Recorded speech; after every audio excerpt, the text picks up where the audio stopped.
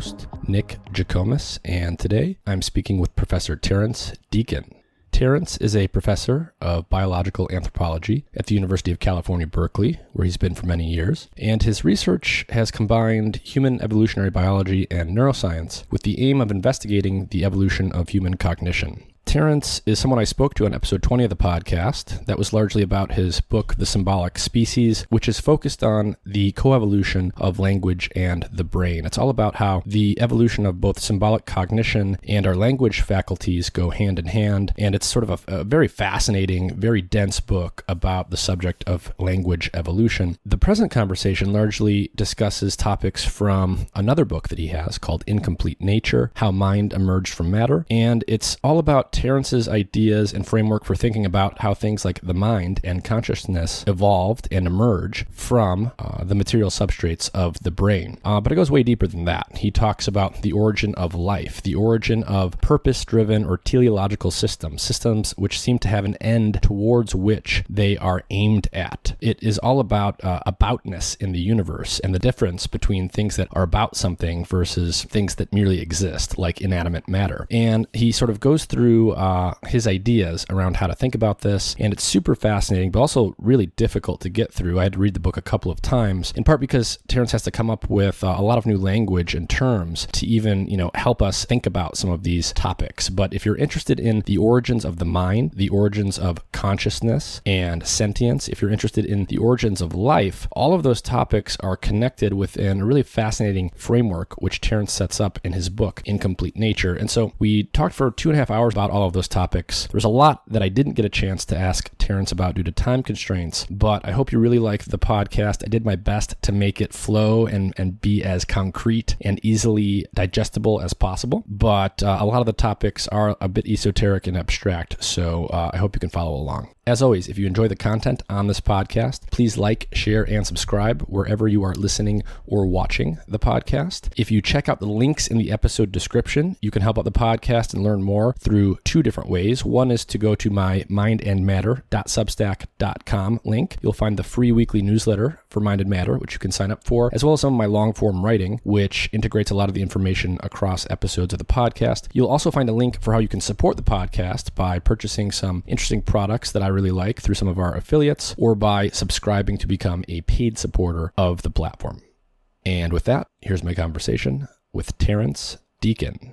This episode is supported in part by Athletic Greens. Their main product, AG1, is a comprehensive and convenient daily nutrition product containing 75 vitamins, minerals, and whole food sourced ingredients with less than 1 gram of sugar per serving, no nasty chemicals or artificial anything. It's gluten and dairy free and compatible with paleo, vegan, vegetarian, and ketogenic diets. AG1 is a quick and convenient way to supplement your diet to help ensure your body is getting the nutrients it needs. It comes in powder form, and you can mix it in water and drink it, or you can put it into a smoothie or a shake or something like that. I mix it into water and drink it with the first meal of each day, and it's super convenient. If you go to athleticgreens.com/mindandmatter, Athletic Greens will give you a free 1-year supply of vitamin D and 5 free travel packs with your first purchase. Their vitamin D product comes in tincture form, so you just take 1 drop each day. A large fraction of the population is actually vitamin D deficient, especially in winter months when we get less sun exposure, and vitamin D is super important for the proper function of the immune system and for a variety of other things. And there's even evidence indicating that vitamin D deficiency is correlated with more severe cases of COVID-19 in those who get infected. Every time I go into the doctor each year for a checkup, I'm always told that vitamin D deficiency is very common and I should be supplementing on a daily basis. So visit athleticgreens.com/mindandmatter or click the link in the episode description. You'll get a free 1-year supply of vitamin D with your first purchase.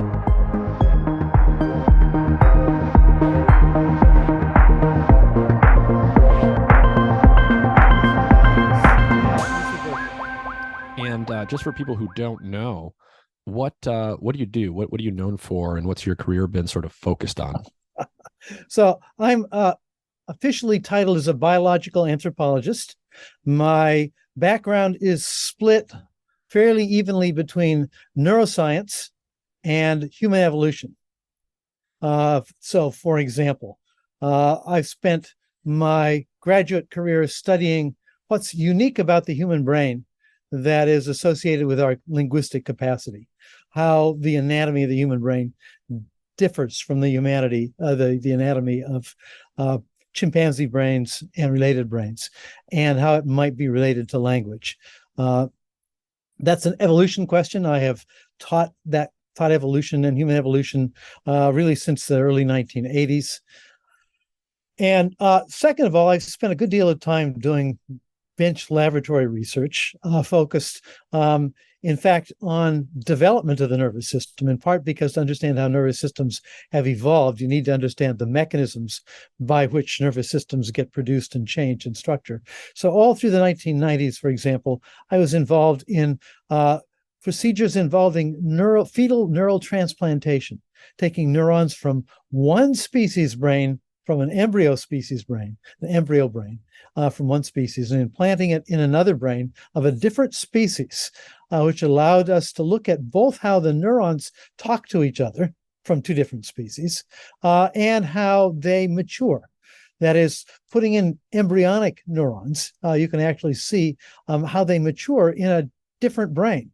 So to look at how brains that have been separated, so much of our work was involving rats as hosts and pigs as donors, interestingly enough. It actually was directed also as a major support towards treatment using cell transplantation treatments for Parkinson's disease and for Huntington's disease. And in fact, it led to some clinical trials. And I think it will become eventually the major approach using stem cells developed from one's own body, so to speak. Since coming here to California, that was all done out in the Boston area at Harvard and Harvard Medical School. And since coming to California, although I've continued my work looking at brain evolution, and how it changes, much of my work has also become much more theoretical in the sense that I've become much more interested in the uniqueness of the evolutionary process that can produce things like information processing and how that's unusual. As a result, Incomplete Nature, the book I wrote the middle of this last few decades, was mostly focused on how it is that material processes, chemistry and physics as we know it, can come to produce information processes that can be about other things. Brains are about other things. Bodies are evolved to be about their worlds. Even the simplest organisms like bacteria. Basically, the information that they produce and transmit from generation to generation is carrying information about how to survive. There is no aboutness in the chemical physical world without life. And so it's a deep conundrum, both in philosophy, but also in natural science, as to how this comes about. And I tried to take a natural science approach to this, to understand how it is that molecular processes can become, in a sense, how molecules can become about something else. Yeah, and one of the things that's really interesting is, of course, the difference between life and non-life. So brains and bodies can be about other things, and they have very different characteristics from the non-living world. And at one level, it's all very intuitive. Like, even a child can sort of look out into the world and sort of immediately recognize that the living things are sort of fundamentally different from non-living things. And yet it's really hard to talk about this and formalize exactly what is different and why this is. And you may or may not remember, but one of the things that you said at the last little bit of our first podcast discussion was that you thought that the next century was going to be all about reintegrating purpose, value, and teleology back into the sciences. And I'll let you define teleology, but of course this is end-directedness. It's like the idea that, when you look at an animal walking around, it looks like it's doing something for a reason. It has a goal in mind. And so what exactly is teleology, and why did that become a focus of your attention? Well, it became a focus of my attention in part because it's really behind not just mind and our ability to have purpose and direction and goals, as you say, but even the simplest living process is a process that is aimed at something. It's trying to accomplish something, if nothing else, just to keep itself going. The first law of thermodynamics says that matter and energy can't be created or destroyed. They can be intertransferred from one to the other, like in nuclear processes. But mass, energy, whatever we want to call that substrate of the world, is basically conserved. The total amount of it stays the same. On the other hand, information can be created or destroyed. The fact that living things can be born and die, that there can be extinction of all life, or that there can be the birth of life on some other planet or like on the Earth. This is telling us that this is something different than just matter and energy. And information, although we have a way of thinking about information just as pattern is everywhere in the natural world. It's everywhere in stars and planets and galaxies, in geometry and geology. But patterns about other patterns are a different matter. How does something become about something? And ultimately, I think the story of teleology, the very essence of teleology, is this thing that we might use a sort of simple term, aboutness. How does aboutness come into the world? And aboutness has one thing that also other kinds of pattern relationships don't have. And that is there's value. There's what we sometimes call normativity. There are true representational relationships and false representational relationships. In the world of chemistry and physics, there are no good or bad physical processes. There are no good or bad chemical processes. But when life comes into play, there can be good chemistry and bad chemistry. There can be things that are supportive and things that are not. These are normative features. These have value. So value is something that, of course, is essential to human life and essential to how we conceive of the world and ourselves. But it comes into being. It emerges out of a world where there wasn't value. Aboutness emerges in a world where there wasn't aboutness before this. And that's a philosophical mystery, but it's also a physical process. It did happen. This transition happened. So as a matter of fact, there must be a story to be told about how that happens, how value and aboutness and purpose come into the world that didn't exist before them. Yeah, I've never thought of it quite that way. So the laws of physics tell us that matter/energy can't be created or destroyed. It can only be transformed into a different kind of matter or energy or different form. But that's not true, you're saying, of information. It can be created or destroyed. Life can arise from non-life, and it can all go away. And in fact, one of the things that our whole bodies are about is maintaining something that should, given the second law of thermodynamics, should spontaneously decay, should spontaneously break down. And yet everything about life is, to some extent, using the second law of thermodynamics to keep it from having that final effect. And that's a remarkable thing. So it basically says that the origins of life is this weird, you might say, twist of the second law of thermodynamics against itself. And one of the things I find really exciting about the very concept of the origins of life, because it's the origins of all these things, it had to occur very simply. It couldn't be very complicated because it doesn't have anybody designing it. It has to be something that could have happened by chance, that could have happened by things just happening together. And yet this simple process had to produce something that was radically inversing the logic of causality in the universe. That is, the second law of thermodynamics is being overcome, not for a short period of time, but on Earth, it's been overcome for 3.8 billion years. This is a remarkable phenomenon, since the second law of thermodynamics says that everything of that kind of organization should break down pretty fast. So something unusual happened. And it's remarkable that this very unusual transition in the world happened in a very, very simple form. So it must be understandable. And it happened at least once that we can tell. And, maybe we'll get into this later, what the difference between life and non-life is, but it has something to do with this sort of weird inversion with respect to the general physical tendency for disorder to increase over time. A living system should break down, and yet somehow it's organized in a way that prevents it from doing so. You spend a lot of time in the book talking about things in the negative, meaning what things are not. And you point out that end-directed processes develop towards something they currently are not. So what is the significance of this sort of negative quality, the absence of something which directs life towards an end that it's not currently at? Well, what it tells us, interestingly enough, is that when we think about form or order, we're actually thinking about, if we reverse our thinking, we're thinking about chaotic or disordered things, in a sense, being limited, that all the possible ways things could organize themselves, be ordered, are not being realized. That is, one of the things about order, about form, is that it's not something that pre-exists. Plato had this idea, for example, that there were ideal forms and that somehow they influenced the physical world in a not quite perfect way. But in a real sense, what we're really talking about is how things become less than chaotic. When things become more ordered, we're just saying that they're less than chaotic. Not all degrees of freedom are being realized.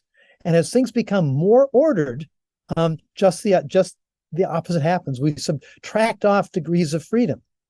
Another way to think about a machine. A machine is made up of a bunch of parts. And when they link up with each other and influence each other, what do? Well, they all engage in certain kinds of movements, but not others. When a machine is assembled, it is assembled so that only certain changes can take place.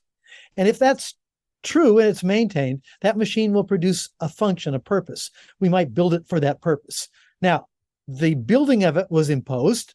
The purpose is not the machine just keep running. It's what the machine produces as a consequence. It's not the machine itself. However, if it's held together by screws and bolts, if we loosen a few of them and we allow some degrees of freedom of movement to increase, it stops functioning. So one of the interesting things about the very nature of function, even as we think about it in terms of machines, and of course it's going to get more complex with organisms, but even in terms of machines, we recognize that function is the result of the constraint on what the parts are doing. The function, if the constraints are released and relaxed, it'll stop functioning. Now, with respect to life, it's a much more interesting and complicated problem. Why? Because the design is internal. It designs itself to some extent. And its function, its purpose, is the maintenance of that design, preserving it against the tendency that it will spontaneously break down. Under those circumstances, it's still the constraints. It's still what it doesn't do. When my body finally dies, what's going to happen is the constraints on the possible chemistry are going to relax. And a lot of chemistry that's being prevented right now, thank goodness, will start to take place and very rapidly break down the systems. All the constrained chemistry will be gone. So to some extent, death is a chemical increase in freedom. And my life is a constraint, something negative, something absent, something that's not allowed to happen, something that's prevented. So in a sense, life is about prevention of entropy, about prevention of coming to an end. And that's what makes it interesting. That's why it's negative. But notice that that's also what links it to this notion of aboutness. Things are about what they're not. Again, about an absence. And typically, they're about some constrained result, about some form. And a form is a constrained system. It's something that not all possibilities are there. And when we start thinking about constraint and the development of constraints that amount to living forms, think about like the origin of cellular life and the fact that all life is contained in these sort of literal containers that have particular constraints they impose on the chemical soup that they contain.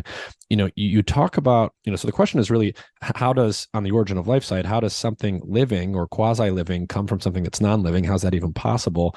And one of the things here that you talk about in the book for a while is this notion that in the biochemistry of life, many, a very large percentage of biomolecules exhibit these process-dependent properties such that they are reciprocally, like the products and the producers of other molecules. So they're both the means and the ends, as you say, in networks of synthetic pathways. So you kind of have all of these reciprocal loops that tend to form between these biomolecules. What's the significance of that kind of dynamic when you start to think about the origin of life and the things that you're talking about in terms of constraints?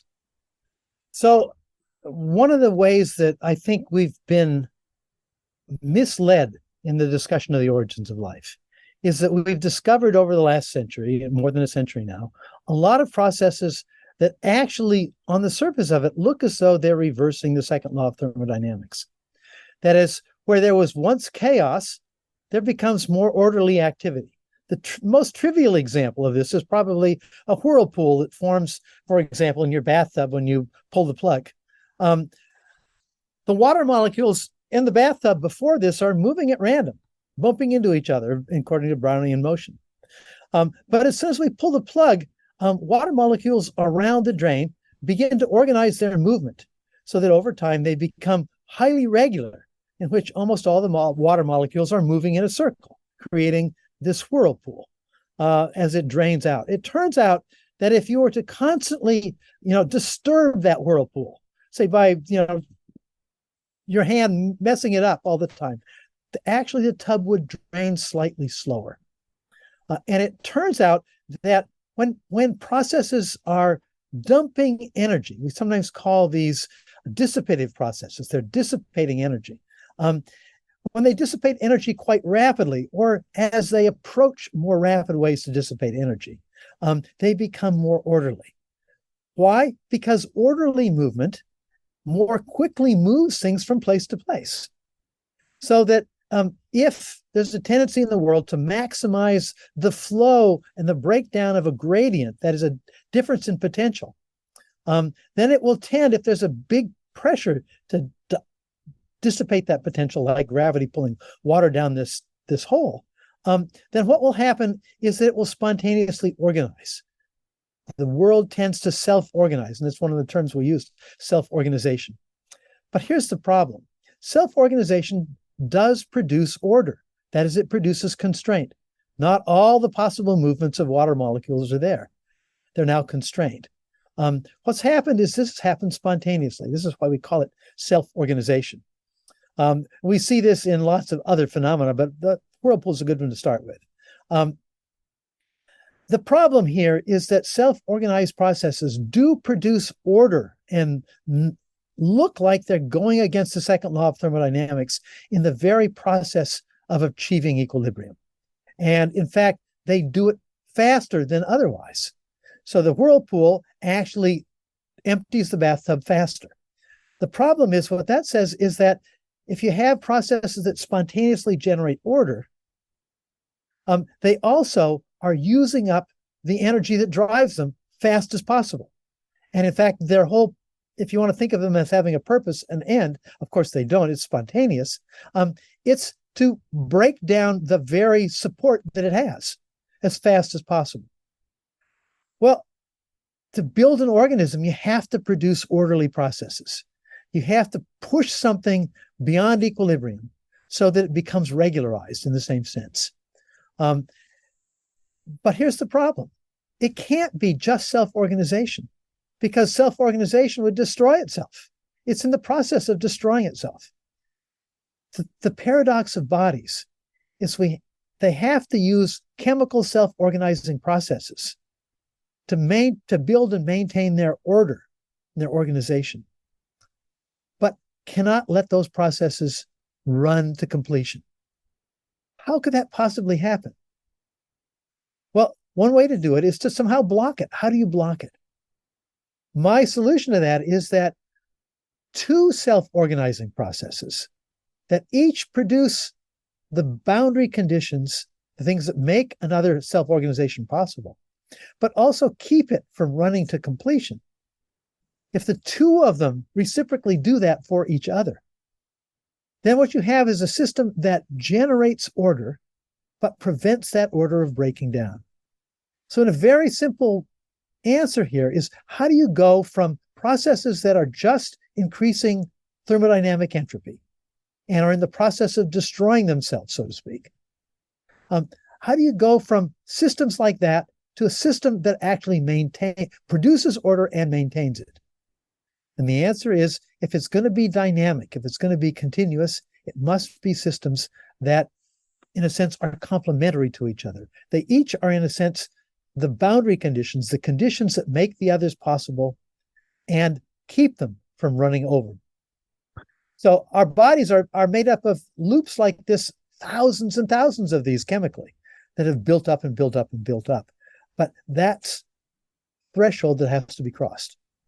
Yeah, I mean, immediately I start to think about, when you go study biology in college, you learn about all sorts of signal transduction pathways and energy gradients and, protein networks and things, and all these different receptors and ion channels and, all of the stuff of the cell.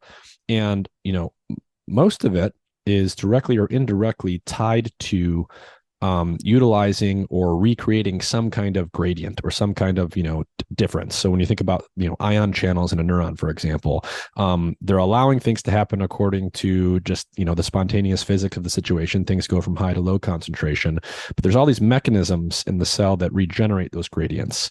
And exactly. if I'm hearing you correctly, what you're basically saying is, you can have, these kinds of loops that are self-organizing that will tend to run down these energy gradients that undermine the ability to continue themselves. But if you take opposing, or I guess complementary processes like this, and you have two of them, and one of them sort of creates the conditions for the other and vice versa, you can get into a situation where multiple systems are involved in regenerating each other. Exactly. Now, and there's a very abstract sense of how you cross that threshold. My guess is that there's probably many molecular ways in which this can be realized. I've come up with one sort of model system for talking about it, but I think this is, if you think about it, what this says is that at least that aspect of life, this transition, probably can be accomplished relatively easy with simple parts, simple molecular processes.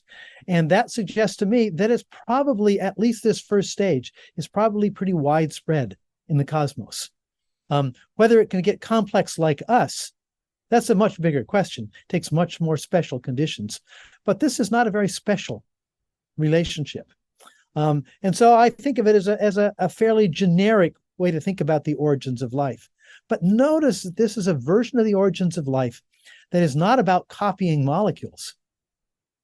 This is not about DNA or RNA or some master molecule that seems to control things like a manager. This is actually about a process that has to precede that. The real question is, okay, given that, how does a molecule within that process become about other molecules? How does it carry information that organizes what other molecules do and organizes what other molecules do with respect to the environment so that the whole system is maintained? This is the next question. So crossing this threshold, I think, is not probably difficult in the cosmos in general. Going beyond that probably is more difficult. And yet one of the things that's quite clear is that once you've got a system that, in a sense, maintains itself and repairs itself when damaged, when pushed away from its balance of the parts that are in relation to each other, then you've also got something that's like memory. It remembers where it was. And once you have memory, you can build, you can add new memory. That is, evolution becomes possible because you save information and reuse it. And once you can save information and reuse it, you can add new informational tweaks to that.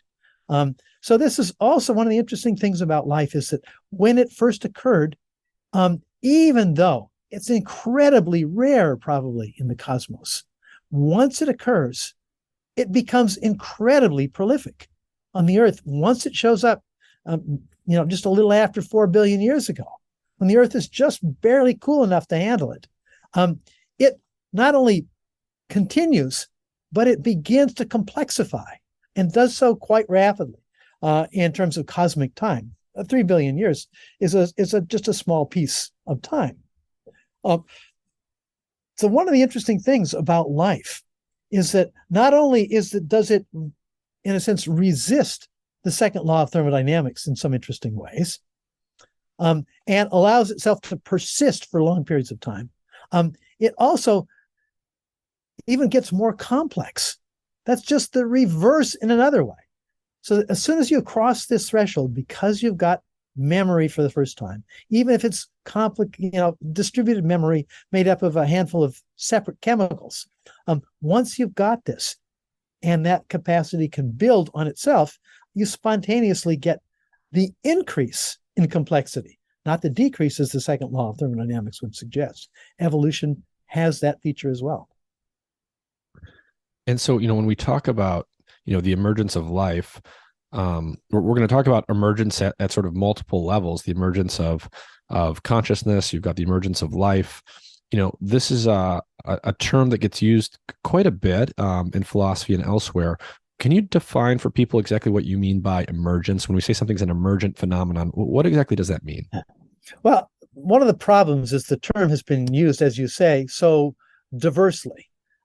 It's been used to talk about almost magic, how something that didn't exist, a rabbit coming out of the hat. To some extent, we have that feeling when we think about, for example, the origins of life. There was nothing like it there before. It's like pulling a rabbit out of the hat. But what we know about magic is it's all trickery. It's just how things get organized and how the causality is not obvious from the start, but shows up eventually. So emergence, first of all, is not magic. But what we do want to explain is how certain kinds of properties of things show up in the world when they didn't exist before that. The case of life that we've just started this conversation on maybe has to do with something like normativity, value. The fact that there can be good and bad chemistry. There's not good and bad chemistry in a cosmic sense, but for every bacterium and even for every virus, there is good and bad chemistry. We can talk about destroying, killing viruses. We've been in the process of trying to deal with how to get rid of viruses. It's bad for viruses, what we're doing. Having human beings that pass this stuff on by coughing and sneezing at each other is good for the viruses.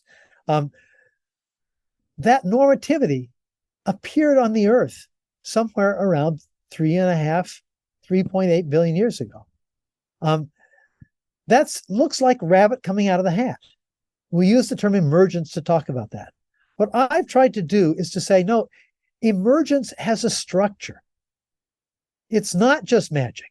It's not just unguessable, impossible things suddenly showing up. It has a structure. And what is that structure? I've tried to identify it in the case of life. I've tried to say, look, what we know is the second law of thermodynamics has certain properties. But if you push things in the second law of thermodynamics far enough, you get self-organizing processes. I've called them morphodynamic processes, that is, form-generating processes, regularity-generating processes. And that they emerge in thermodynamic systems when energy production systems and dissipative systems are balanced to each other in certain ways. And what happens is you get processes that seem to invert the logic that was happening before that. As you invert superficially and locally what looks like what the second law of thermodynamics should have produced. The whirlpool is more organized. The question is there another step like that going to life? And what I tried to describe just a few minutes ago was how also juxtaposing morphodynamic processes, self-organizing processes with respect to each other in such a way that they complement each other also produces another reversal. And that is the reversal of these processes that tend to undermine themselves. Life doesn't tend to undermine itself. These are reversals. And so it has this sort of rabbit coming out of the hat appearance. But what I've tried to say is that, no, if we actually look at how this actually happens, there's a physical story to be told. It's not magic. But it also doesn't mean that it's completely reducible. And one of the ways that people have used the term emergence is to talk about it's not reductionism. Reductionism says that everything that's going on is just the bumping in of atoms bumping into each other, atoms in the void and moving around and bumping into each other and sticking with each other, affecting each other, and so on. Life is not just that. What we're talking about is something in addition. Now, and here's the interesting part, and this is where we began this discussion. What's being added are new kinds of constraints, new kinds of preventions, new kinds of absences. This is what information is about. Information is about what it's not. So what's actually happening is, no, we're not adding new kinds of laws of physics. We're not talking about adding new kinds of atoms, new kinds of materials. They could all have been explained with chemistry. In fact, organic chemistry can be explained chemically. How the organic molecules get generated is also a chemical process, but it's a specially constrained chemical process. So that I think of emergence as the very fact that new information, new constraints can always be created and can be destroyed. But when certain kinds of constraints are produced, the kind of constraints that I call teleodynamic constraints, that is, the kind of constraints that we see in living processes that have an end, that tend to maintain themselves. Once you have that, now you have a system that can evolve, can get more complex. And in that respect, what I mean by getting more complex is you're adding more complex kinds of constraints. Our brain is not doing anything that's not possible chemically or physically, but it's doing it in a very uniquely constrained, in a complex, constrained way. It's adding new constraints. Constraints can be added. New kinds of prevention can be added to the world. And what's added is not more stuff, it's more constraint. And I think the reason that we've had trouble thinking about it is we don't like to think about absences being added. Absences seems like something that's being taken away. We don't think about complexity, increasing complexity, as being more reductions. In fact, I think that we have to begin thinking about complexity in terms of prevention, of absences. Yeah, so information, when there's more information, you know more. That's how we sort of think about it in very basic terms. But what you're saying is information is a reduction in uncertainty. And so when you add more constraints to a system, you add more information to the system. But what you're really doing is sort of preventing it from taking on many other states. Exactly. And when we think about information in biophysical terms, the first thing that people probably think about is something like the genome, DNA or RNA. And, the sort of cartoon explanation of DNA is it's a blueprint for the organism. It contains the instructions for the organism. So on the one hand, you can have information encoded in the genome that will be expressed as development proceeds. On the other hand, much of stuff in cellular life isn't actually directly encoded by the genome. There's a lot of these sort of self-assembling molecules that do stuff that doesn't strictly depend on what's encoded in the genome. So in thinking about, the emergence of life and the complexification of life, if life is end-directed in the sense that it's wanting to reproduce itself, where does that end come from? Can it be encoded directly in the genome, or is it sort of coming from somewhere else? Well, so the first point is that it had to emerge initially, right? The origins of life is actually about the origins of end-directedness.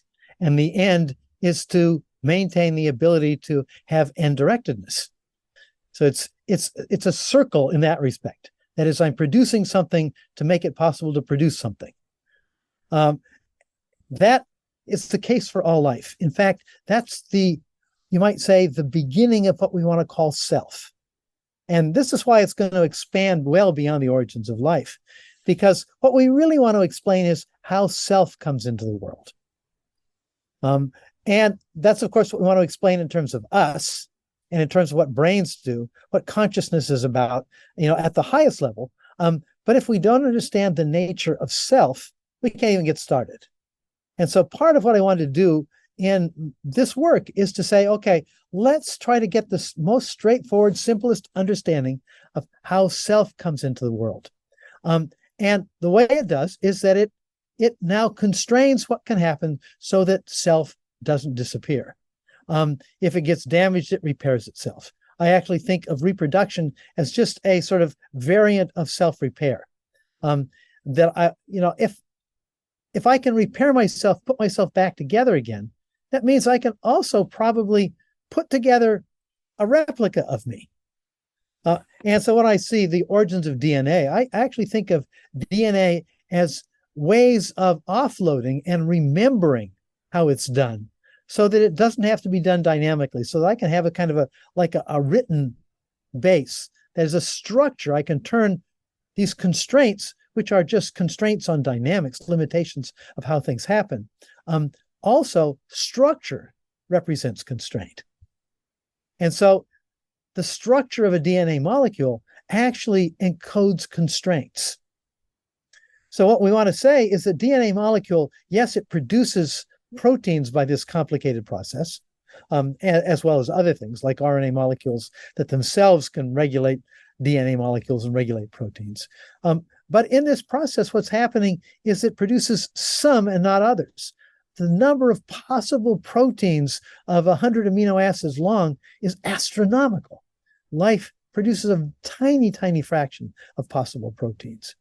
And in this respect, what we can say is that DNA is a way of encoding and remembering the constraints by taking what were dynamical possibilities of possible interactions that could take place and offloading that information onto the constraint of a structure, the structure of a molecule. Now, what's interesting about this process is that as soon as you do that, you have something that's more durable than dynamical processes like the actual interactions of proteins in a cell. The durable thing can stay there because it's easily remembered. The power of DNA, in part, is the fact that it's a very robust molecule. It's hard to mess it up. And as a result, it's a great memory system. RNA molecules are not so good. They're easy to break up. But because of that, RNA molecules do a lot more regulation. But now here's the thing. I like to call this you've all heard of the selfish gene story. I like to think about this as the lazy gene story. If processes tend to happen spontaneously in the world, once you've got a bunch of molecules sitting out there, and just because of their shape and the way they interact, they spontaneously produce structures. They fall together in the way that snow crystals simply fall together in regular shapes because of the very nature of water molecules and their geometry. Those are things that, if that happens spontaneously, all DNA has to do is to remember the conditions that make it likely to happen. DNA doesn't have to do the work of putting things together. It just has to constrain the boundary conditions that make these self-organizing processes happen. One of my favorite examples of a self-organizing process like this is the Fibonacci series. Fibonacci series is a series of numbers: 1, 2, 3, 5. 3 plus 5 is 8. 8 plus 5 is 13, so on and so forth. Just adding the last two numbers gives you the Fibonacci series. The Fibonacci series is really remarkable because what it means is that the relative distance between any two adjacent sequences is basically the same. And this is what's produced also what we something calls the golden mean, the golden section ratio, the thing that makes spirals regular as they grow out. Well, one of the most interesting spirals in life is what we call spiral phyllotaxis.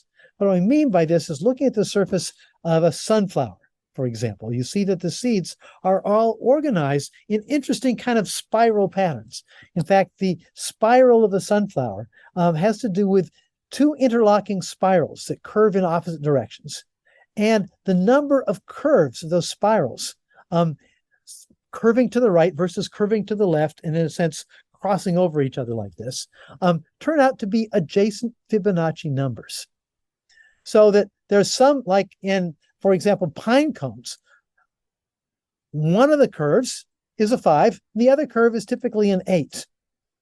There's 8 in one direction, 5 in the other direction, and they fit with each other. However, you can get much higher order relationships in things like sunflowers and things.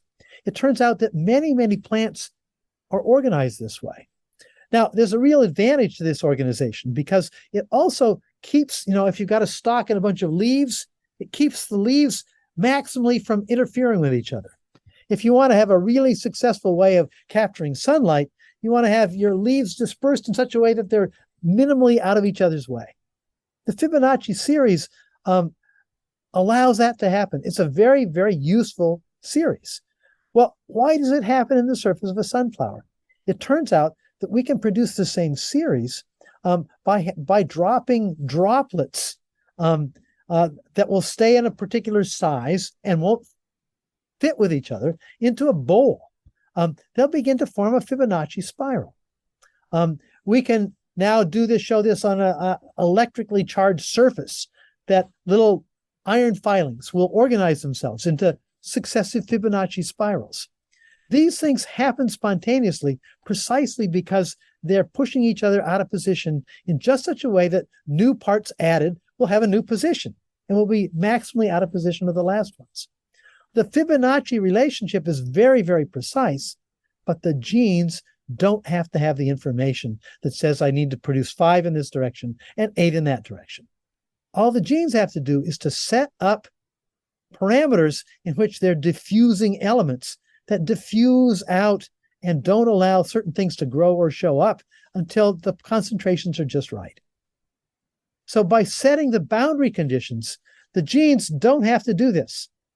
My point of calling this the lazy gene hypothesis, that means that if by accident these kinds of regularities just happen to show up in life, the genes don't have to make it anymore. They can now just sort of back up and only do the boundary conditions that are necessary.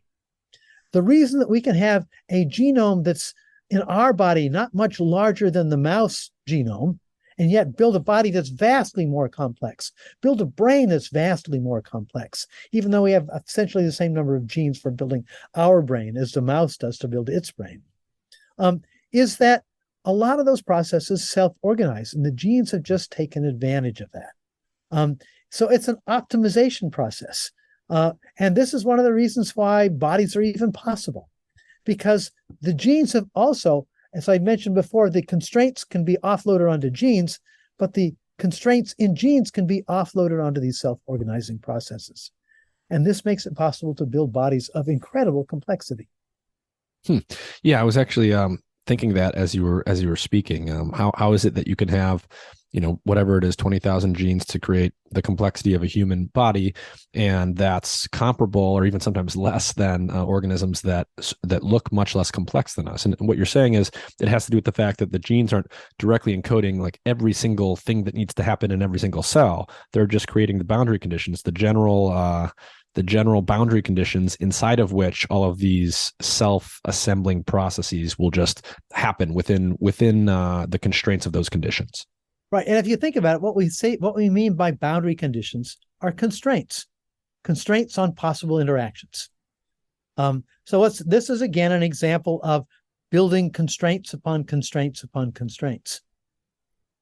This is how complexity builds. But now, I always tell my students in my neuroscience classes, the number of genes that are necessary to build a mouse brain is roughly the size of the last digit of your little finger. And the numbers of genes, the corresponding genes to build your brain and my brain, which is roughly the size of a pineapple, are essentially the same. And yet the information in just the structure of a brain the size of a pineapple, in which every neuron is connected to every other neuron by at least 1,000 other connections in both of these brains. The complexity of your brain and my brain is orders and orders of magnitude larger. And yet the information that sets it up is essentially the same in magnitude. So going back to something that you touched on earlier, so your book is Incomplete Nature. That's basically the one that we're talking about. It's a very interesting book and also a very challenging book, given the subject matter. One of the things that was challenging about it, but also rewarding if you stick with it, is you had to create new terminology just to talk about some of the concepts that you discuss in the book. And you mentioned a couple earlier. So you talked about something called morphodynamics. So dynamical systems that create form. And then you talked about something called teleodynamics. And I'll let you unpack those for people. But the basic idea that I took away was if you take systems that are away from equilibrium, they'll naturally want to, go from high energy to low energy, do basic thermodynamic stuff. And that can create form. So like the whirlpool example that you used earlier. And if you take multiple patterns like that and you sort of let them rub against each other in certain ways, they can create higher order patterns that develop interesting properties. So what are these terms and how exactly do these concepts start to stack on top of each other to help us think about something like the transition from non-life to life? Right. So the three terms I use, and they talk about what I would say it's just an expansion of the concept of thermodynamics. What I wanted to do, however, was to talk about not just what we call near equilibrium thermodynamics, where things tend to go down to a more homogeneous state, which I call homeodynamic processes. But then there are these processes we just were talking about that by virtue of going down to those states, do so in such a way that in the process, they generate localized form. That form is transient, it disappears fairly quickly. I call that morphodynamics. I think to some extent the term self-organization, which is a little broader in its usage, corresponds to morphodynamics. But what I wanted was a term that talked about you might say, the feature of dynamics that stands out, the form generating dynamics. Teleo, of course, refers to teleology, end directed. And so my interest here was to say, okay, clearly living processes are dynamical processes. Living processes are thermodynamic processes. Living processes are far from equilibrium thermodynamic processes that are dissipating and generating order like a whirlpool or like the formation of a snow crystal. And yet, they do one other thing. Living processes maintain that capacity. That is, they keep things far from equilibrium. They are not just generating form by far from equilibrium processes. They're actually maintaining the capacity to do that, not allowing those processes to run out. And that now becomes not just an end that they go towards, but an end that they maintain that's unstable. Living processes are maintaining an unstable distance from equilibrium. We're maintaining ourselves. Now, because we're also self-organizing or morphodynamic, we also need to have input of materials and energy, just like the whirlpool needs. So part of what's going on is it's structured in such a way that it finds new sources of energy, finds new sources of material that are constantly being broken down by the second law. But it's teleodynamic, has a dynamic that's towards an end, and that end turns out to be itself, but there are also sub-ends in this process. One end is therefore keeping in touch with a source of energy, keeping away from dangerous processes. Those are ends. So in just having an end to maintain yourself, and because you're maintained by virtue of constantly taking in energy and material from the environment and resisting perturbation from the environment, you also have those as ends, you might say sub-ends. And as things get more complex, there will be more and more sub-ends in this process. Teleodynamics is a process that becomes more teleological over time. The ends become more complex over time. And the development of human ends, of course, are much, much more complex. But they're built up by this billions of years process of ends being built upon ends being built upon ends that originally start from just keeping yourself going. Yeah. And I mean, I can, what I start to think about here with a background in neuroscience is, if you imagine sort of the simplest pseudo life forms that arose, they're basically, going to be some little cell that is, sucking in nutrients from the environment in order to keep itself going. Once you have that, there's going to be an immense selection pressure to do that and also create a copy of yourself to replicate. And as soon as you have that, you're going to outcompete the things that are simply eating to maintain themselves and not replicating. And if you just sort of roll the clock forward and you start to think about animals with brains and things like that, right? What you tend to find in brains is a sort of a hierarchy of motivations. And, we always think about the reproductive one being on top. That's sort of the final end, the final telos. And then, of course, right, you've got to drink water, and you've got to do that even more than you got to eat food, because you'll die earlier without water. And you got to eat food more than you've got to, do these other things. And you sort of get these different ends that stack on top of each other in a hierarchy. Is that how you start to think about things like animals?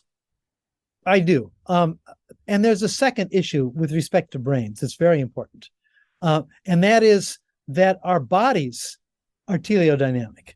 They are maintained.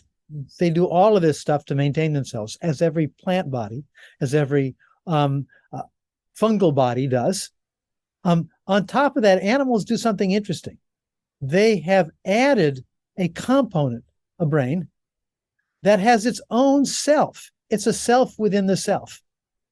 So I oftentimes think about the fact that, I could lose a leg in an accident and my self would be maintained. In fact, we human beings are attached to this neurological self. But my point about teleodynamics is that teleodynamics is generating self. If we want to understand why critters with nervous systems have a sense of self, it's a sense of self within a self. In some sense, there's the teleodynamics of my body, that is the indirectedness of being alive. But then one of the sub-goals of this is a system that begins to analyze all the other possible sub-goals that could be there. One of them is about being in the body. So there's an interesting twist here. I like to call this sort of second order teleodynamics. It's teleodynamics within teleodynamics that maintains itself. It's a kind of self within a self. And this is one of the things that we're very clear about in terms of our experience, our reflection upon being alive. I don't worry about, going under the knife and anesthesia, because myself is going to come back again and be maintained. I am worried about dying, however, because the self that's neurological depends upon this other self. But in a sense, we have a very clear sense that part of this mental self is also in an environment of physiological body self. So a lot of what our nervous system is doing is assessing all those features of our body. In fact, that's what they evolved to do initially. And it runs basically simulations about that body. But now simulations about that body with respect to the rest of the world, in a way that plants don't do. Plants are more directly involved in this. So I like to call all of this sentience in the broadest sense. I think that even bacteria have a sentience in the sense that they respond to their environment and they react to changes in their environment to maintain themselves. Plants do that as well. Our body does that as well. Even when we're asleep, even when we're anesthetized. But there's a sense in which we're also doing that in a kind of simulation level. And nervous systems are doing that. So it's a self within a self in some sense. It's a second order teleodynamics is what I like to call it. Or you might say there is vegetative sentience, which is more directly related to the world. And then there's subjective sentience, which is creating a simulation of that relationship within that relationship. And so it's a much more complicated issue. And this is what makes brains so complicated. What I like to tell people is that although we're very worried about consciousness, trying to explain consciousness, if we can't explain self, we can't even get started with the consciousness story, because there's a kind of self that's neurological, that's different from the self of life, sort of superimposed on top of, but it's also inside of. And so when you start to think about brains and how they're doing this sort of second order selfhood thing and doing all of the interesting things that brains do, when we think about neurons, we often, neurons fire signals. They're these sort of binary signals in most animals. They either fire or they don't fire. And we talk about neurons performing computations and the brain being computer-like in certain ways. To what extent do you think biological brains really are like computers? And to what extent are thoughts and things, cognitive operations and things like that reducible to a series of computations? I like to say that machines don't think and brains don't compute. And what I mean by that, I think can be understood in the following sense. That is, take the parts of a machine, we put them together. The parts are independent of each other.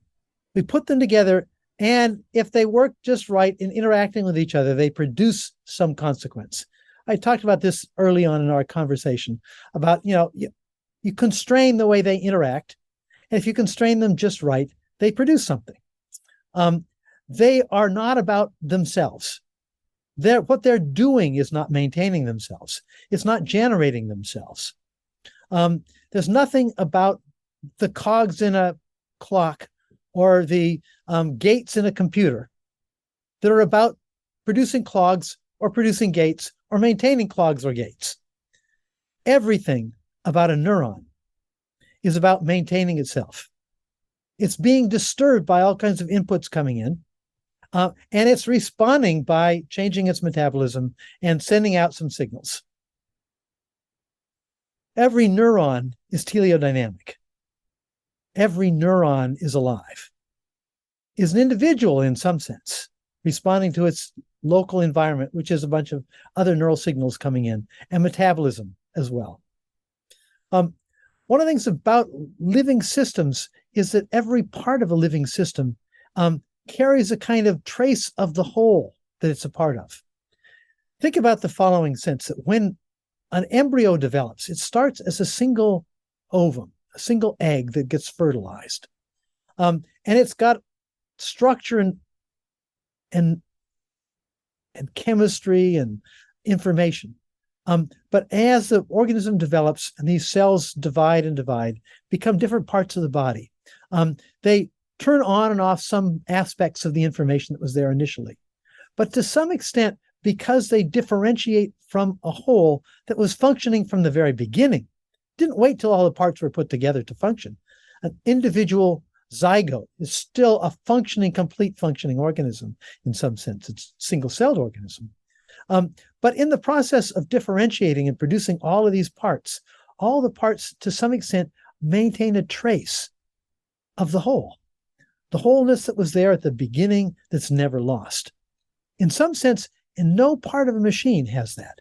Every single part of a machine that we put together, of a computer or a clock or whatever, is independent. And it's assembled by putting things together that were apart, whereas an organism builds by differentiating what was originally already a functioning whole. In other words, engineering is in some respects the inverse of life in the way we produce a complex structure. I like to say that, cognition, we got to start thinking about cognition as a living process. Cognition is a process that I think is also differentiating like organisms. I don't think thoughts are composed of parts put together. They're differentiated feelings, differentiated by inputs, differentiated by complexifying each other, differentiated by new constraints on the dynamics of how the nervous system is working, growing and growing and growing like the constraints of a growing organism as it's differentiating. I think thoughts differentiate. I think the sentences I'm producing differentiate. What do I mean by that? The words, I think, are the very last things. The sounds are the very last things to be developed. There's something else that's well before a sentence that's floating around in my thinking process that is staying the same throughout the development of these sentences as it is in your thinking. That's not a sentence. It's a thought. The words that I'm producing, the sentence, is a differentiation of that undifferentiated sort of generic thought. In that respect, we do something very different in computing. However, and this is an important thing to think about. When we try to automate a skill, when I become a really good typist or tennis player or pianist, one of the things that's going on is that I'm making it unconscious. In the process, it's becoming so automatic, so well organized, that it can be run without supervision, so to speak, or with supervision at a very high level. In a sense, what we sometimes call what computers do, we sometimes say a computer is a virtual machine. What do I mean by that? Is that by organizing the constraints, organizing how the switches are set up with respect to each other, it can emulate the kind of dynamics that a particular machine could have had. What we do, of course, in a computer is we say that this state and that state and that state, we're just going to describe them as a particular symbolic meaning, as having a meaning. And so by running the machine, it's like I'm manipulating different representations, different aboutnesses. But of course, the machine is just a machine. The aboutness is interpreted by looking at it. Now let's look at an organism doing the same thing. What's going on with the organism is that the parts themselves are in the process of maintaining themselves. What they're doing, in a sense, is keeping the whole system going. But that means that each one of them is already teleodynamic. Each one of them already has a low-level sentience, so to speak. And what we're seeing in the whole is a higher-level sentience emerging. What's going on in this process is that it's been about something all along. It's not just been put together, it's differentiated. So what computing does is just the opposite. And we try, as we acquire new skills, to do something that's a little bit like computing, but we're nowhere near as good at it. Neurons, because they're mostly doing something else, don't automate very well. We can do a pretty good job of it, but we can never keep track of do calculations as fast as our hand calculators can. We can never sort of keep up with computers as the way they do things. But precisely because at no stage are we computing, but we're actually growing information, maturing information, differentiating information. It's exactly the opposite kind of process that computing is engaged in. So I like to think, again, that what computers are doing is something, in a sense, just the reverse of what brains are doing. And yet they converge on this, in the sense that what we would like brains to do is to do some things automatically, so that they're almost like computers. So my ability to type is almost like a computer. What we would like artificial intelligence to do is something almost like what brains do. What we find, however, is that we're doing artificial intelligence mostly like we build machines.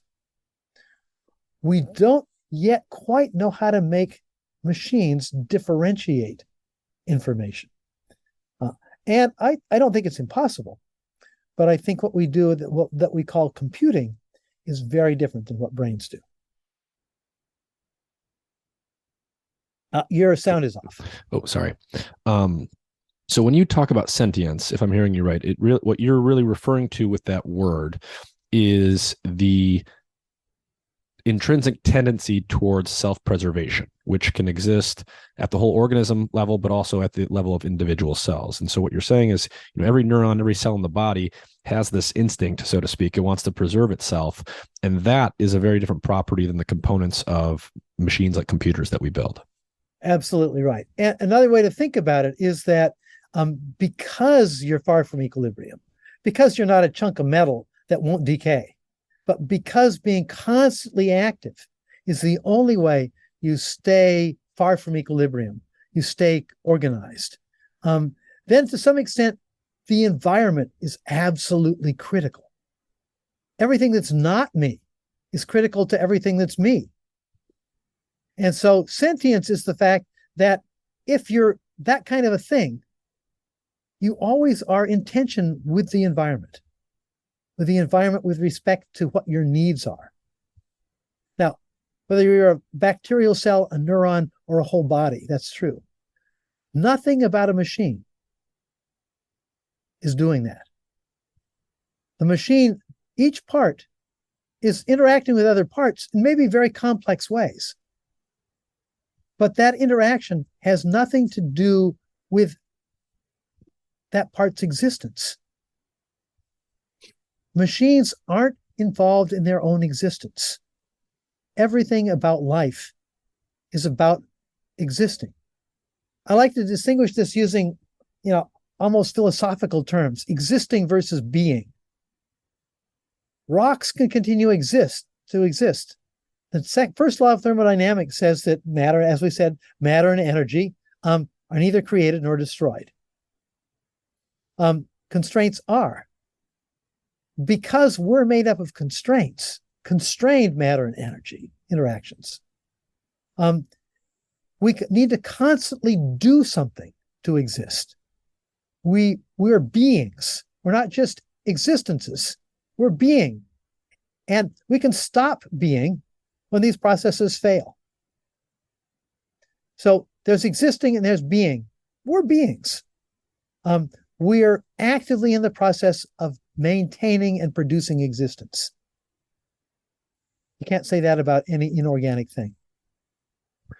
And so as we start to go from sort of this basic sentience, this basic self-preservation quality that life and even individual cells have, and we start to think about higher order things like, having this sort of second order sense of self, the simulation of yourself, and things like emotion, how do you distinguish between something like sentience and a consciously experienced emotion? And how do you think about that in terms of the kinds of dynamics you discuss in the book? That's a good question. So let me start with the simplest version of this. Descartes set us on this problem of trying to solve consciousness and self and cognition and so on with this cogito ergo sum. That is, I think, therefore I am. A student once suggested that we should change this, and I think the student was right. It's I feel, therefore I'm real. Because you're an organism that is constantly at risk. Breaking down, things going wrong, has to feel because existence is threatened. Sentience, another word for it, is feeling, to feel. Because every living thing is constantly in interchange with the world and yet is also separate from the world. There's self and other in this process. Feeling is primary. And so what I mean by vegetative sentience is it's a kind of feeling. What I meant by subjective sentience is, in a sense, a higher order kind of feeling. My body is feeling, but now I'm, in a sense, I've got to simulate the feeling of my body by a higher order kind of feeling. So I used to talk about how brains function. I'm a neuroscientist by background. And when I begin to think about how brains function in these terms, I realize that once we get over the computer metaphor, we stop thinking about neurons as chips sending signals back and forth. I begin to recognize that maybe I should be using the same logic we've talked about the origins of life with. The origins of life is about how new form of self comes into the world, how new kinds of telos, new kinds of end-directedness emerge in the world. How do they emerge? They emerge out of this particular relationship between morphodynamic processes, processes that are generating form. Those are all dynamical processes. I now am beginning to think that, in fact, it's not that neurons are storing information, that a thought is something dynamical. It's something like a flame, something like the whirlpool. It's a dynamical structure. It's the result of millions of neurons or hundreds of thousands of neurons turning each other on and off, upregulating and downregulating each other's firing patterns, producing a kind of orchestral piece, local orchestral piece, in which some things are getting louder, some things are getting softer. There's lots of neurons firing together in synchrony and dysynchrony and in counterpoint of each other. I think of a thought like I think of a piece of music. And I think that what we experience, the units of experience that brains produce, I think are what we call in dynamical processes attractors. But I think it's much more appropriate to describe them as something like a melody or actually almost orchestral piece. Excuse me. Yeah, I mean that's interesting. One observation that's been made multiple times in experimental neuroscience, and the past few years at least, is the basic result is you have an animal do something, and it requires the animal to behave, and we at least like to think that the animal is also doing something like thinking. But one of the interesting results that's out there is, you have an animal perform a task, run through a maze or something like this, and you record a bunch of neurons in its cortex or somewhere, trial by trial by trial, a whole bunch of times. So the animal has to make the same kind of decision many different times over many different trials. And what you tend to find is, when the animal makes, decision A, you find a certain pattern of neural activity, but actually different neurons are involved each time. So what's preserved is actually the pattern, not the individual cells and things producing the pattern. The pattern itself can be produced in many different ways by many different combinations of neurons. And that starts to sound something like what you're saying. Exactly. And what I want to say is that when we think about pattern, we tend to think about static things. But what we're really talking about here is a pattern across time with multiple contributors to it. That's why I like the example of music, a piece of music. It has that kind of complexity to it.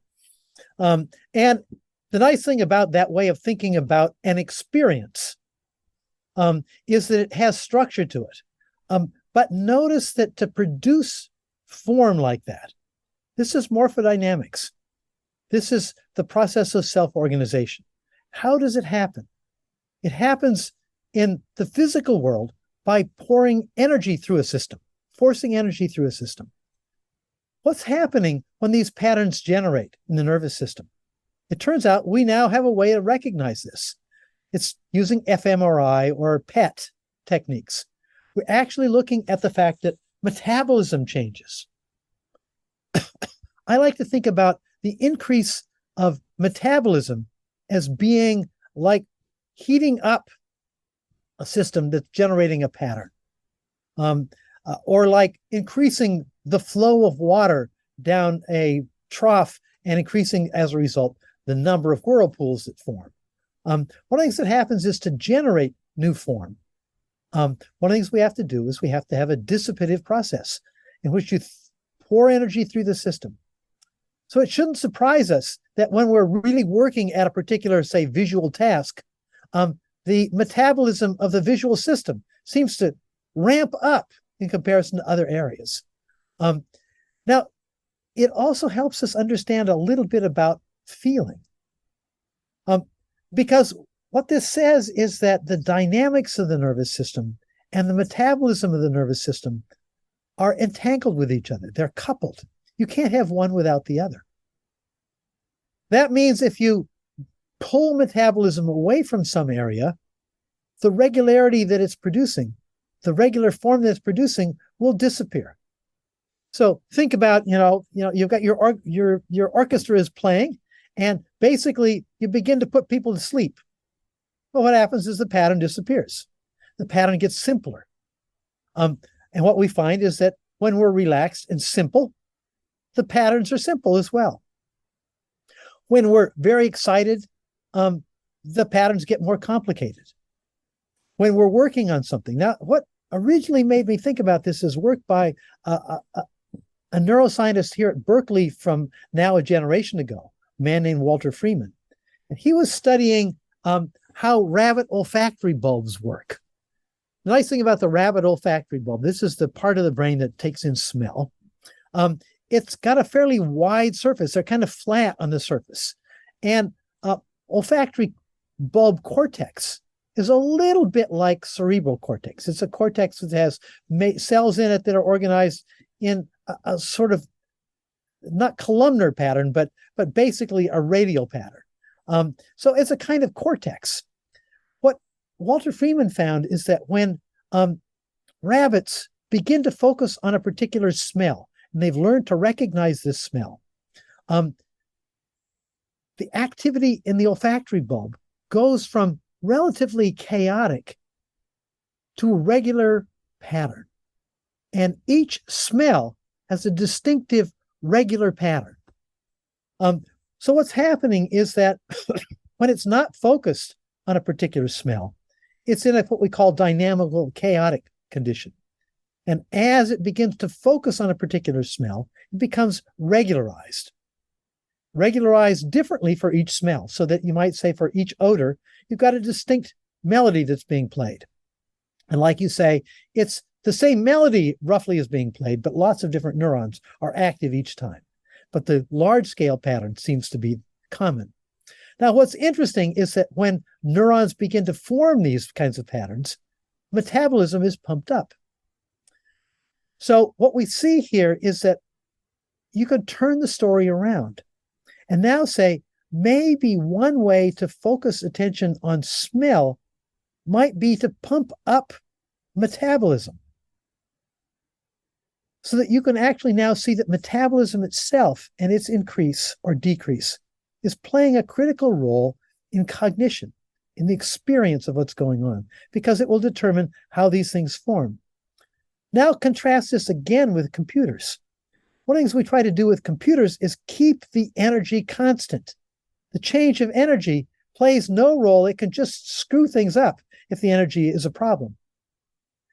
Whereas in the nervous system, because it's a living system, changes in energy are also changes in cognition, changes in experience.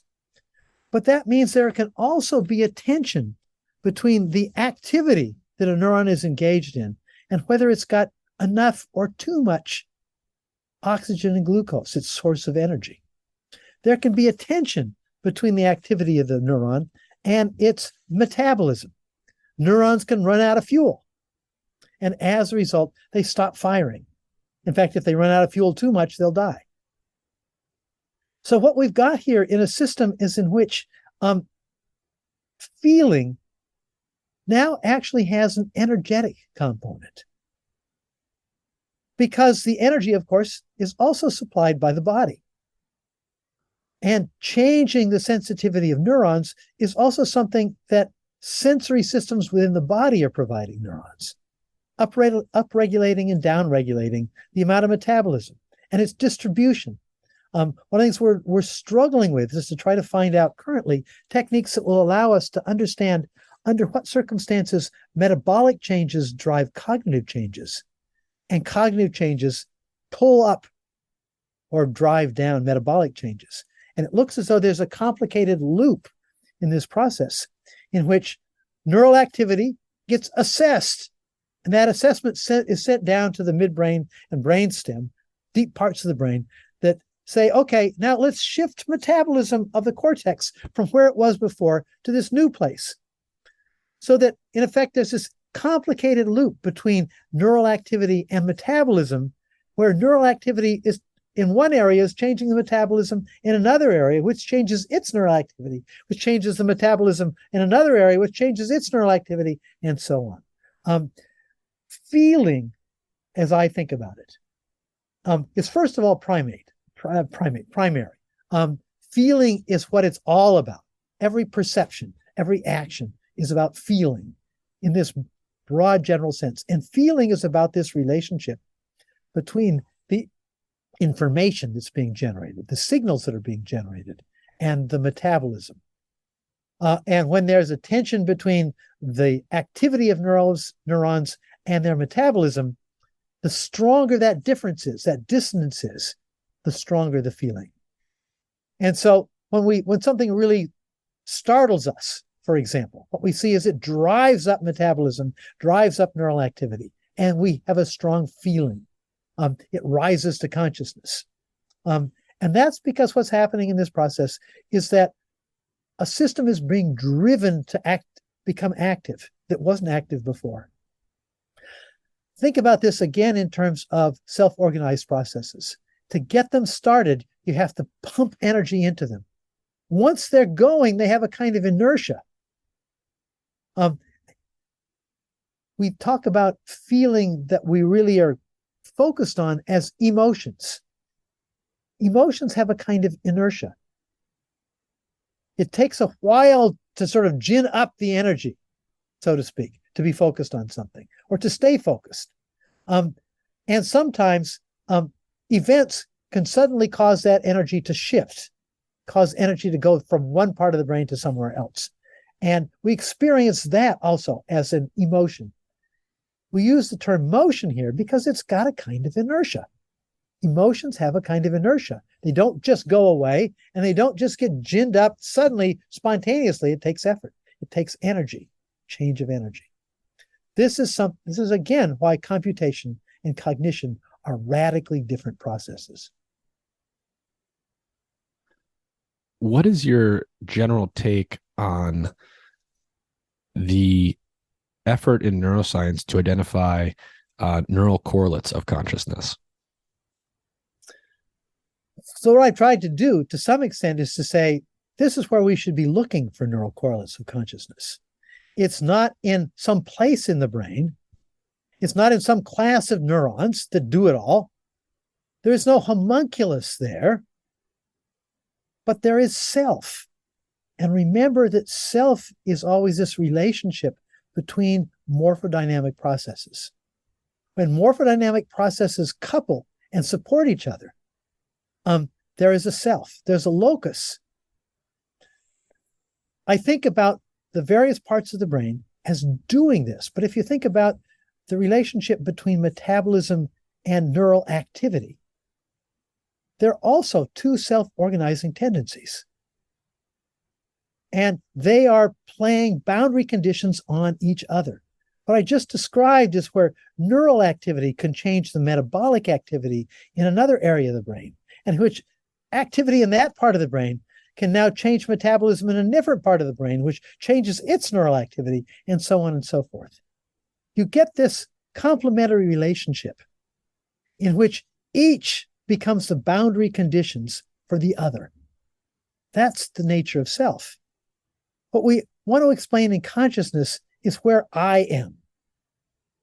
I have this feeling. In philosophy, it's called qualia. I have this quality of experience. What I'm trying to say is that this is the neural correlate.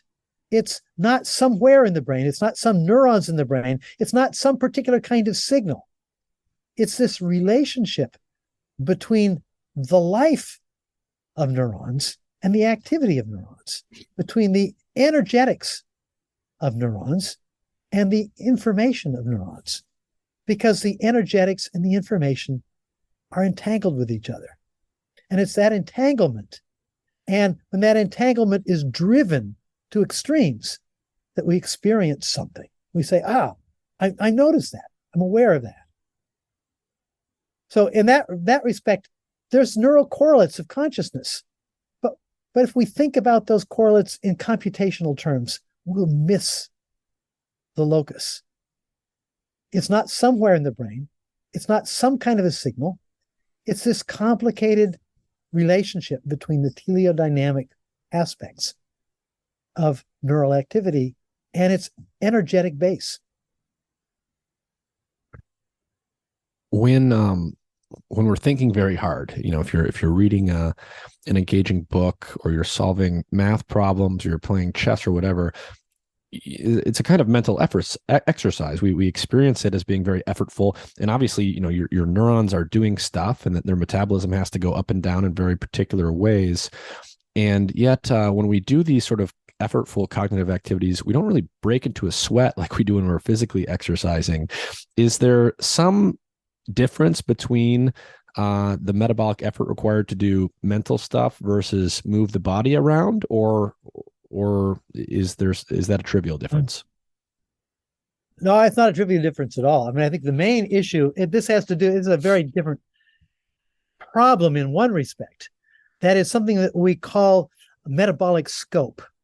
In my body, my muscles can persist on almost no oxygen. They can use glucose. Lose glycogen to get energy. And I can break this down with almost no oxygen. So what we say is that at rest, what we call basal metabolism. It's metabolism measured when you're laying down, relaxed, not doing anything. That's the basal metabolism of my body. I get up and I start to run and work on a treadmill, for example, and suddenly my metabolism goes way up. It turns out that muscle cells have a huge scope. That means the resting or basal metabolism of muscle cells is very, very low. It doesn't take much to keep them alive. But they can have a scope in which they can be doing tremendous amount of energy. Tremendous amount of energy can flow through them. But in doing so, entropy is being generated. And that's dissipated in our bodies as heat. So climbing the stairs or running on the treadmill, I've shoved my metabolic scope way high in all my muscle mass, producing huge amounts of flow through of this energy. So I only have to go up a couple of flights of stairs before I'm sweating. In comparison, as you were just suggesting, here I am, I'm doing some exam, testing me, to the limits. I never break a sweat. We sometimes say that, well, gee, the nervous system uses so much energy compared to the rest of the body. And that's because the basal metabolism of the brain starts at a higher level. So the metabolic scope of neurons is very shallow, but because it starts at a very high level and can't be pushed much higher than that. So the metabolic scope is very narrow. The metabolic scope of muscles is huge. What that means about neurons is because neurons have to be constantly active, constantly metabolizing, constantly sending signals out, or they die. A neuron has to be constantly active. So its baseline is very high. We recognize that it's maybe 10 times higher than, for example, most other tissues of the body. So we say that the basal metabolism of the nervous system is very high. It might make you think that brains are very expensive, but because they don't have a very large metabolic scope, it turns out that they're not so expensive. I think there's a misnomer. We think about having big brains as a very expensive thing. It's actually not, for the very reason you mentioned, that climbing the stairs produces demands much more energy and produces much more entropy. But what this means is that shifting metabolism in this little bit, because neurons don't have a lot of tolerance above and below this level, it's harder. When you have to push something that is very resistant to being pushed, it takes a huge amount of metabolic shift to do that. And one of the things that we recognize in the brain is that we already over-metabolize. We're actually producing more oxygen and glucose than neurons need to just stay stable. But to push them to go much, much faster, you have to do much more metabolic work. And so, in effect, that feeling of effort that you just mentioned, to do something, to initiate an activity, there's an effort. I think of that as literally about what it takes to rev up the neurons. You've got to pour more energy into the system to rev it up, to get the system to now produce a regularity, to produce a regular structure, an attractor, a particular kind of musical result. It takes a lot more energy to do that. I think we experience the difficulty of doing that as effort, as mental effort. We feel it as effort. We say it's as effortful as, climbing the stairs, but it's a different kind of effort. Connecting some of your ideas. So earlier we talked about some of these negative definitions. So when something's about something, there are constraints that give you information, and having information means a reduction in uncertainty. So there's many things that are ruled out from being true when you find out that something is true. In the book, you wrote that a thought is about a possibility, and a possibility is something that doesn't yet exist and may never exist. It's as though a possible future is somehow influencing the present. So what did you mean by that statement? So think about the thought itself, all the talk we've just had about brains. What that says is that for every potential result, say we want to produce. I have a mental representation. That's normal thinking and normal conversation. That's all we talk about. I have an image of what I want to accomplish. That image has to be maintained, of course. The question is, what kind of thing is it? As we've just described, it's got a structure and a pattern, but of course, it's not the same as the world out there. On the other hand, it was probably generated on the basis of past experiences that have certain forms. And so its form, which is not the form of the world, but it's a parallel structure, a parallel pattern, is in that respect something that is now driving neural activity. But notice that the form is the result of constraint. We've constrained neural activity, so it's not all kinds of activity. It's not dynamical chaos. It's a significantly limited activity in this local area. That constraint is what constrains our potential movement, why I don't do some things and do other things, which are consistent with bringing about that represented future. So in one sense, it's the absence of that thing in the world that I want to accomplish, captured by the constraints, absences in the dynamics, that is actually constraining my activities, selecting some and eliminating others, absences representing absences that cause absences in the expression of energy as it's distributed in my body, that therefore causes me to cause some things to happen, other things not to happen in the world. So in one sense, the informational nature of that loop of causality from something in the world that doesn't yet exist, that I can represent by a pattern of activity, also the result of constraints. To constrain my activity, to constrain the way the world changes. This is a series of constraints, a series of absences, a series of things being prevented. We like to think of information in the positive sense, but it's a variant of what you just described, and that is the reduction of degrees of freedom is also the reduction of uncertainty, the reduction of things that could have happened that are now prevented from happening. That loop is a loop of dynamical mental causality. It's what we might call agency. But notice that agency is, in a sense, ultimately a loop of preventions, a loop of absences.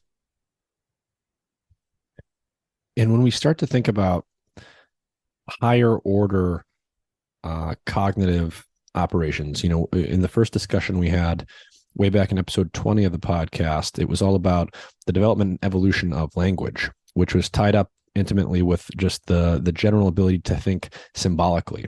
And so, when we start to think about things like the difference between basic sensory perceptions that are sort of constructed on an ongoing basis based directly on the incoming sensory input to the brain through the eyes and the ears and the sense organs, how do those types of sensory representations differ from abstract representations or symbolic representations that are only present or predominantly present in humans and certain other species, but absent from other creatures that still have eyes and ears and nose and everything, but don't think at that symbolic level?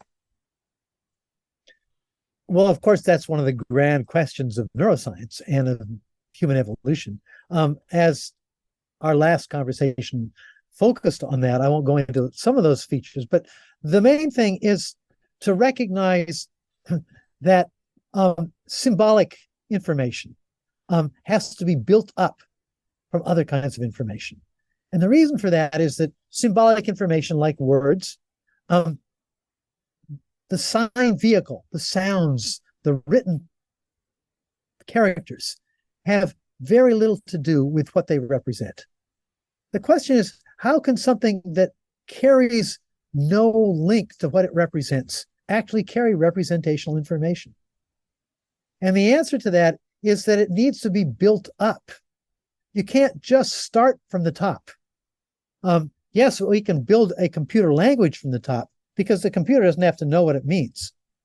But for you and I, what we have to do is we have to build up, as you say, from sensory experience, the correlations among sensory experiences and our motor activities, and recognize that there are certain regularities there that I can recapture in regularities between these things that are symbolic, that don't carry these features, but have regularities that relate them. So in one sense, you can think about a sentence as a kind of picture in which the relationships between the words, using the logic of linguistics, of connectives, of subjects and verbs and arguments, that in effect, it's an icon or a picture of what it represents, in which you've replaced all of the actual likenesses, all of the actual physical relationships, with this, in a sense, substitutions that are only related to each other because we've agreed, if we're English speakers, that we're going to link them up to these other likenesses and other relations that we already have acquired in the world. So we build up this representational system for a very good reason. Because if the only way you can refer to things or share information about things is by having sign vehicles that are either like what they represent or are connected directly with what they represent, like correlated with or physically a consequence of, or a part of something, that's a very limited capacity to represent. The only way to escape those constraints of representation is to offload those relationships onto sign vehicles, sounds, or characters that are not so constrained.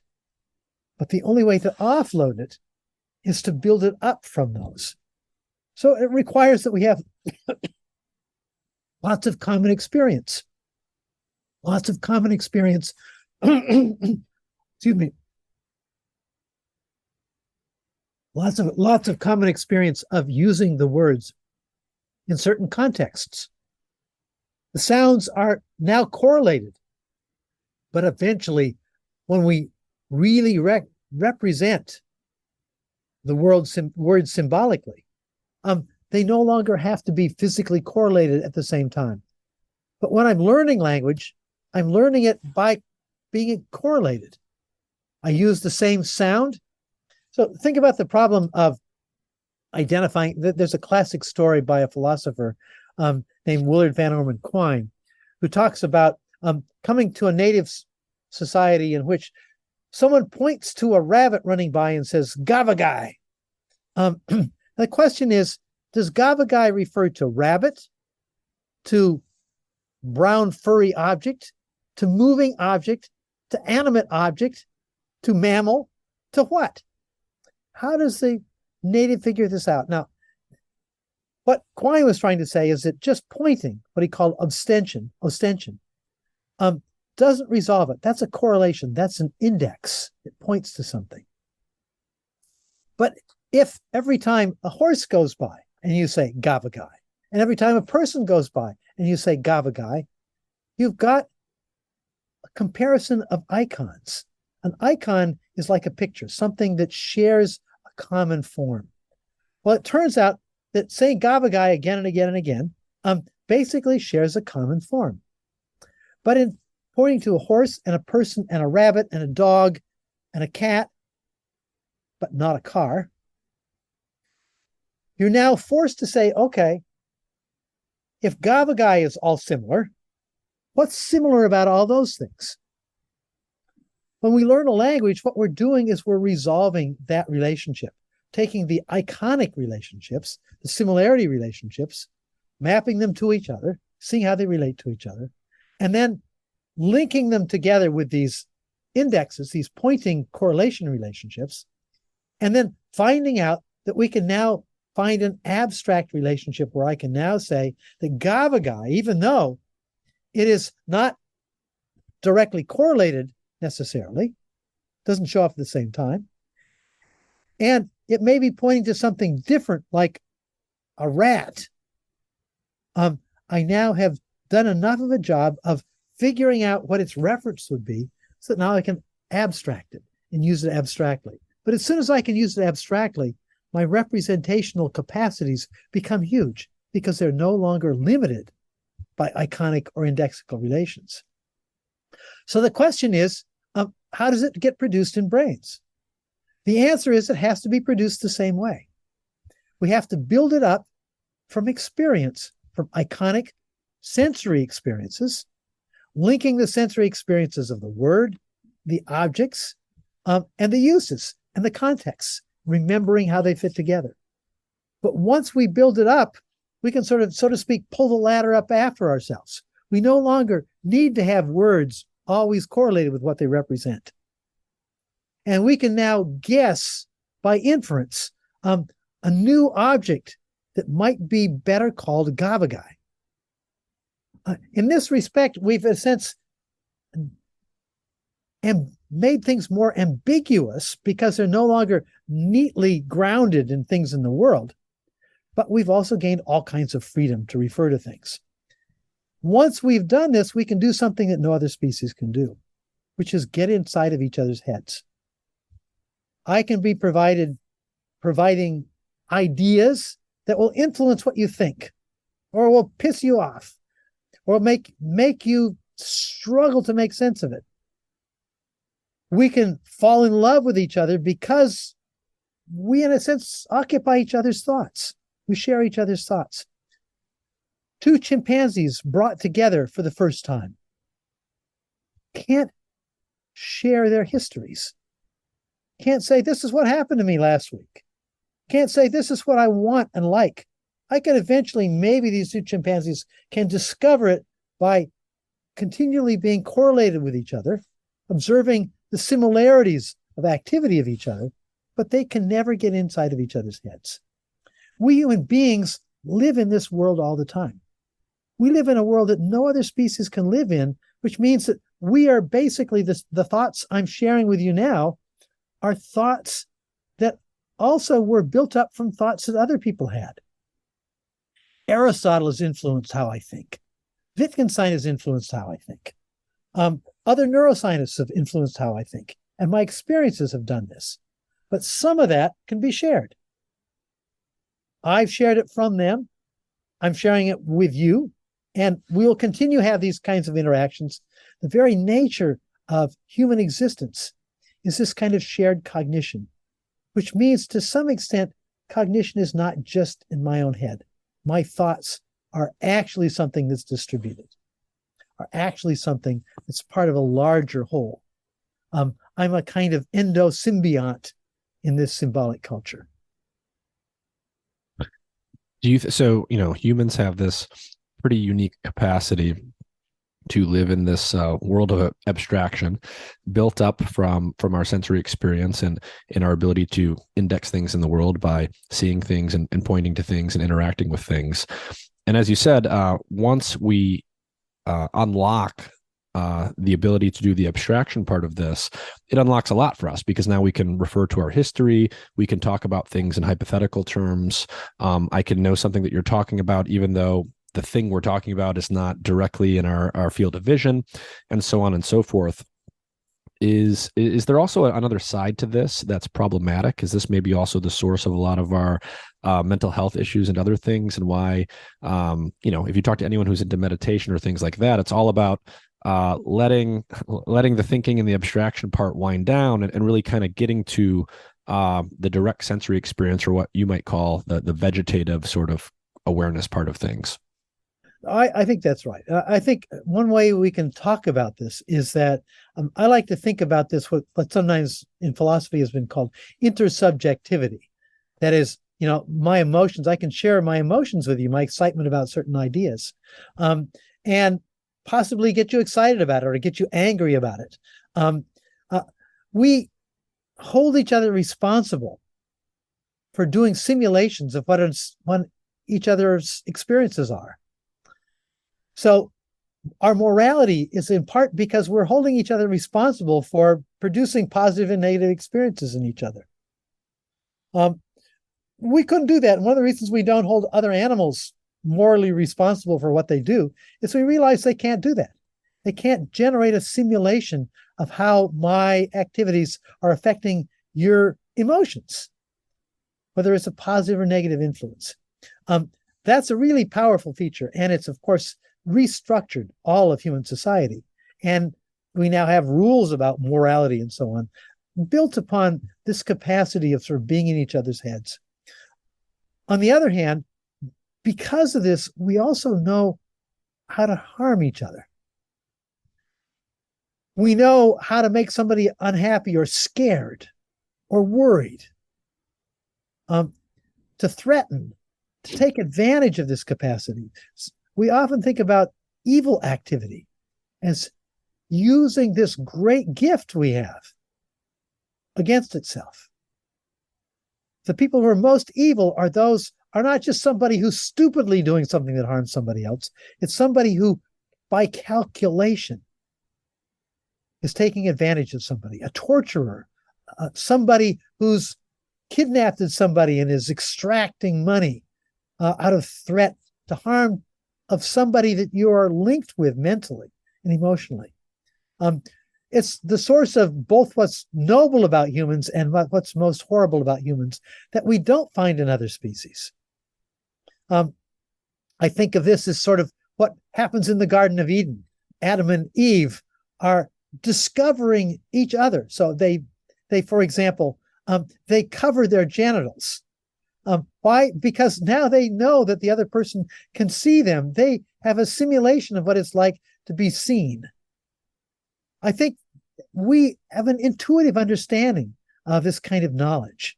But of course, what that means is that symbolic material, virtual possibilities, abstractions can be upsetting, can be disturbing. Possibilities.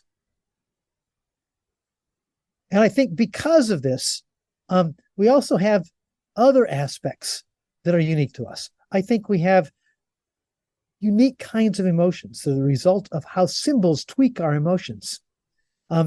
We can be ecstatic by looking at a particular piece of artwork or listening to a piece of music, just form.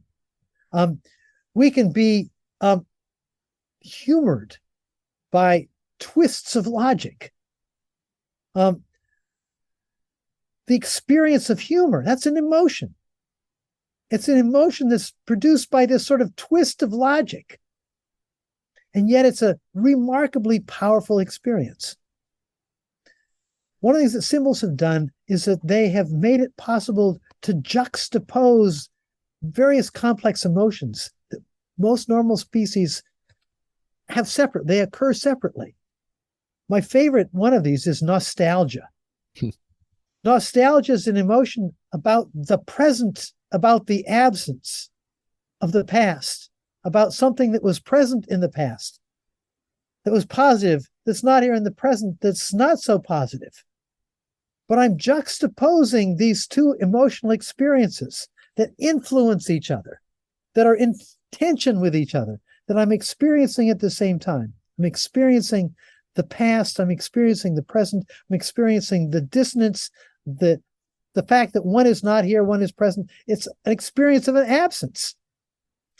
In some sense, our emotions are more complex than other species precisely because we're capable of this kind of representation.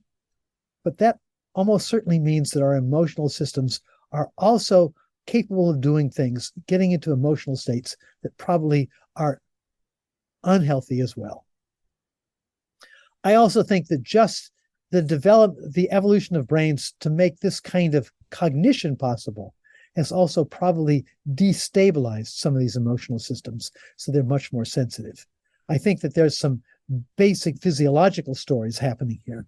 For example, I think that the forebrain of humans, including particularly the cerebral cortex, has expanded at the expense of the midbrain and brainstem. Systems that are regulating the metabolism and the emotions, the feelings that can exist in the forebrain. I think that has created an imbalance. It was a critical imbalance that made symbolic capacities possible, capacities which can tweak and distort our emotions.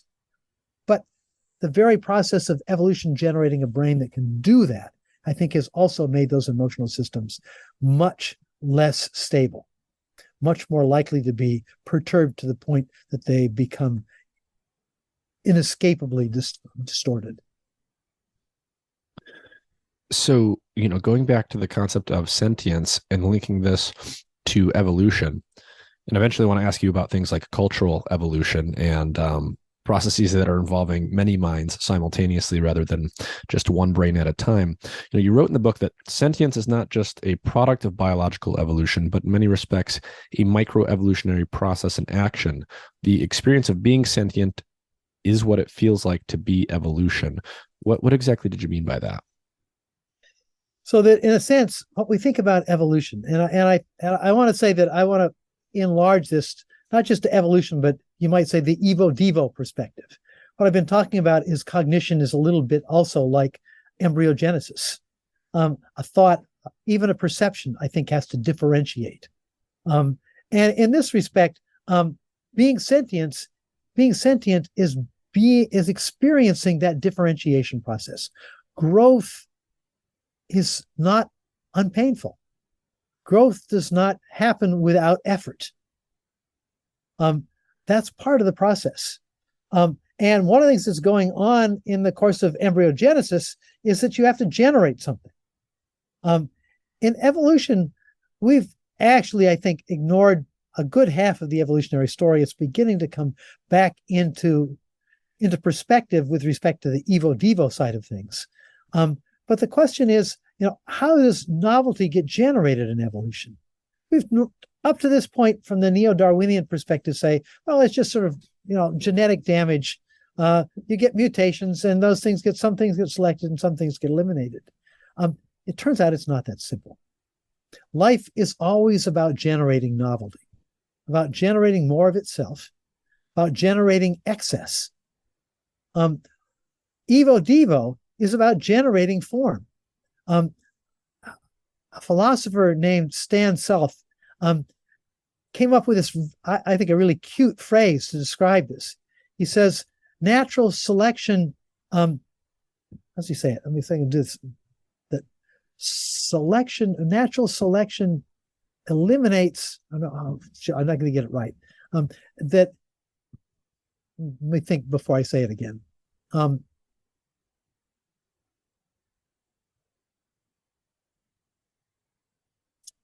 Shoot, I've lost it. I'm sorry. I don't know the quote, but I think it sounds like what you're starting to say is, natural selection is selecting from diversity that's already been pre-generated. It's eliminating possibilities that were created, but it's not doing the creation side of this. That's right. We normally want to put a lot more into the natural selection process than it's actually doing. And the quote is something like this, that natural selection removes what self-organization adds. That self-organization generates regularity, generates form. And once you've got a lot of alternative forms, not just noise, but forms, regularities, constraints, now some constraints are better than others for linking the system and maintaining it. Think about thought processes now. If thought processes are morphodynamic, are generating form, generating music, so to speak. One of the things that perception is doing is selecting on those forms that are most consistent with what's coming in.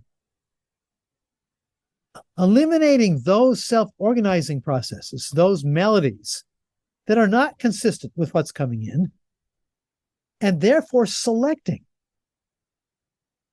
The evolutionary process is that self-organization is generating form, generating structure at various levels of differentiation. Initially, a thought is very undifferentiated. And what we do as we take that undifferentiated thought and begin to select what aspects of it are relevant and what not. And that helps generate the next level. In fact, part of my analysis of nervous system structure, and now it turns out to be a major way that people talk about the nervous system, sometimes called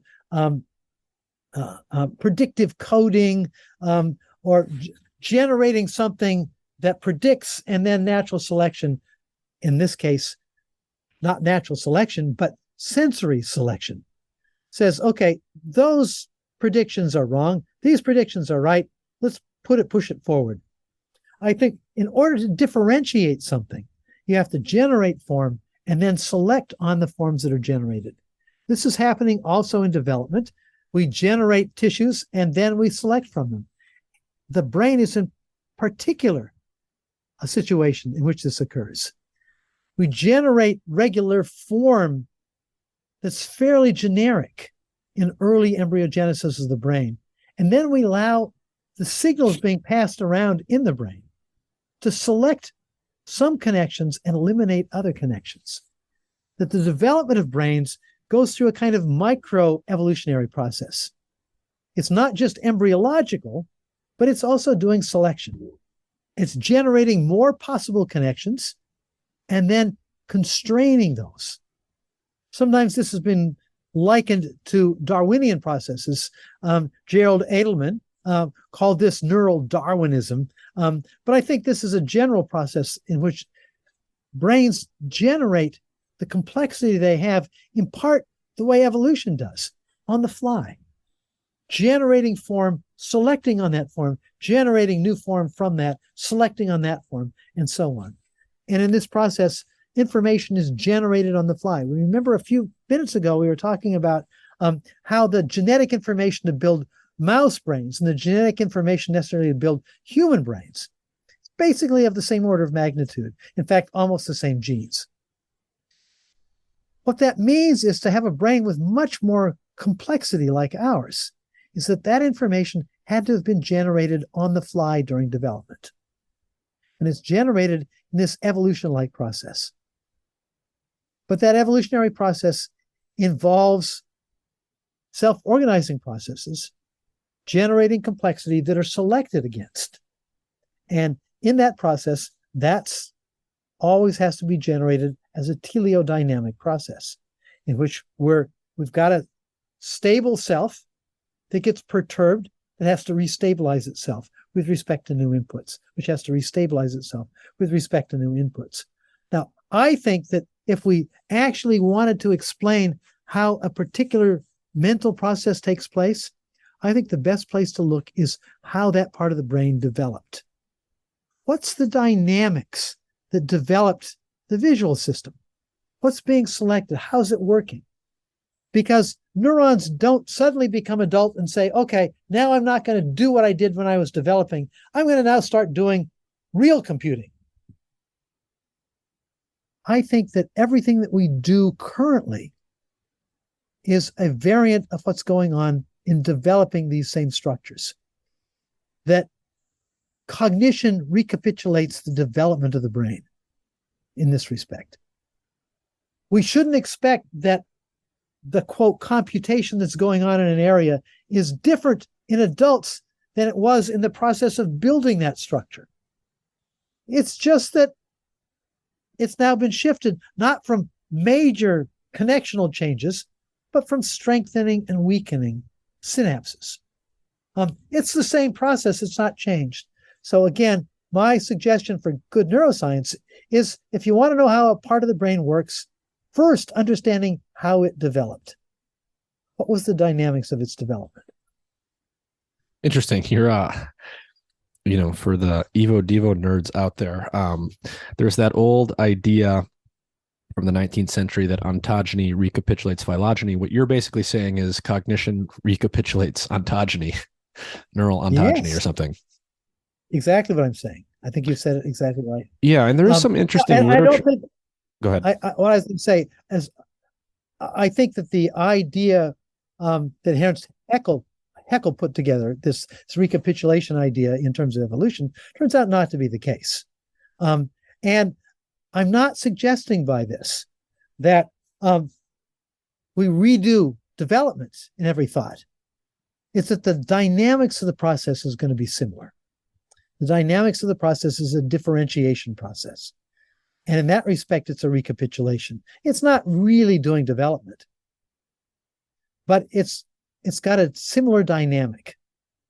Yeah, but the dynamic that's present in the adult, you're saying, was also present during development. It was just one of the many things that were present that was selected for because it matched the sensory inputs coming in or whatever. Right. So I think the subtitle of the book is something like "How Mind Emerged from Matter."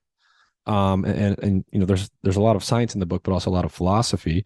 And of course, if you're a student of the philosophy of mind, the old, the main bifurcation point between people is whether or not they are monists who believe there's sort of one thing, or dualists who believe there's two kinds of things, mind and matter. And so your subtitle is How Mind Emerged from Matter. So did the universe once exist in a state where there was no consciousness at all, and this emerged only after material substrates came to be patterned in specific ways? Do you actually think there's one thing, and mind does come out of matter rather than being something completely different? So again, think about where we started.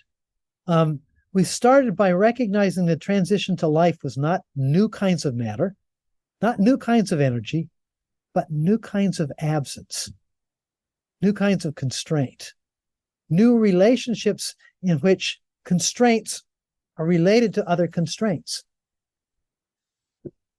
So what I'm saying, when mind emerges from matter, mind has to be understood in terms of these constraints, the absences.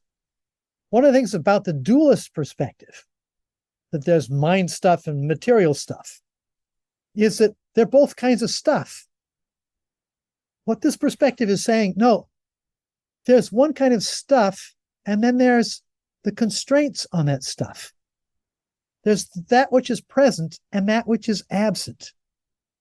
But the absence is a critical part of what's present. No material is everywhere all at once at every time. It's constrained. That is, it's in some places and not others. The shape of something has to do with the fact that there are places in space where it's not there. It's absent. Every presence has to be understood as being associated with something absent. So mind emerges from that space that is not filled with stuff. So that the Cartesian story, which has two kinds of stuff, mind stuff and material stuff, extended stuff and abstract stuff, has to be rethought monistically, but it's a monism that takes absence seriously. Hence the title of the book, Incomplete Nature. If we think of nature as only made up of material or matter and energy, we've missed something absolutely. And we've missed something that's equally part of the universe. All the constraints. Things are not everywhere, every when. Things are always constrained. And they're always constrained in different ways. And constraints can be added or subtracted. The stuff can't be. So that's how mind can emerge from matter. It's not that it comes out of matter. The absences were always there, but the absence relationships have become more complex, always embodied in matter. But if you think about it, absences or constraints are always negatively embodied. We just have to recognize that the universe has negative and positive aspects. The stuff that's there and where the stuff isn't. So mind is always there in one sense, but mind is not there in another sense, because mind is a particular relationship among absent relationships. It's just that the potential was always there. And is this sort of a negative definition why it just seems intuitively like these two realms are completely and utterly separated? Because they are, in one sense. They're separated, and yet they necessarily have to be together. You can't have constraints of nothing, and you can't have something that isn't somehow constrained. They have to be there. They're necessarily two aspects of everything in the world.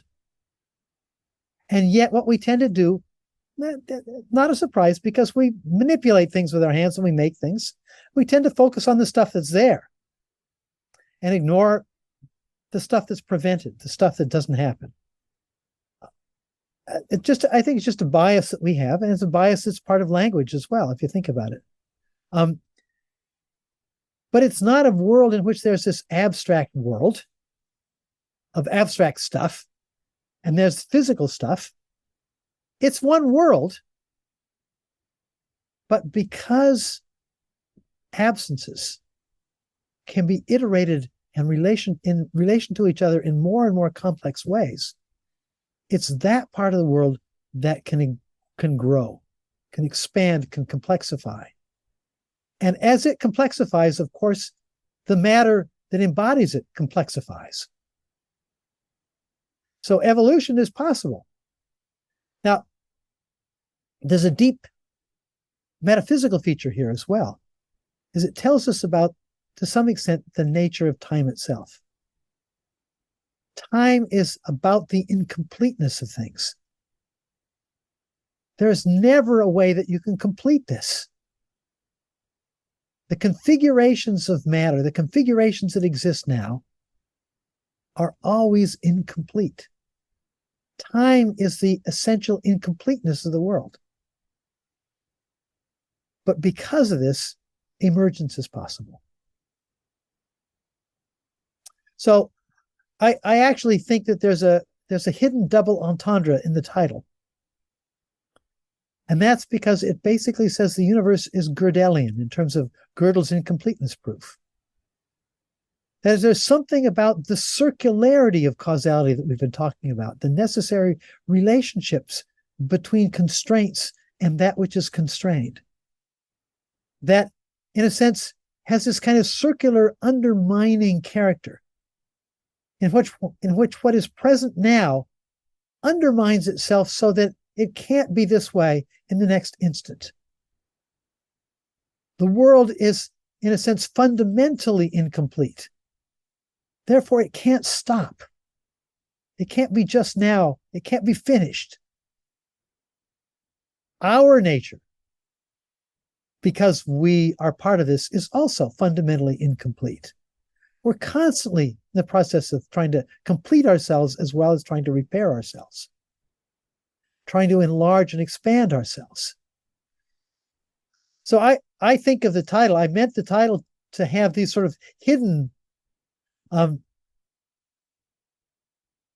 multiple meanings. That we're incomplete, our very nature is incomplete, the very nature of the universe is incomplete.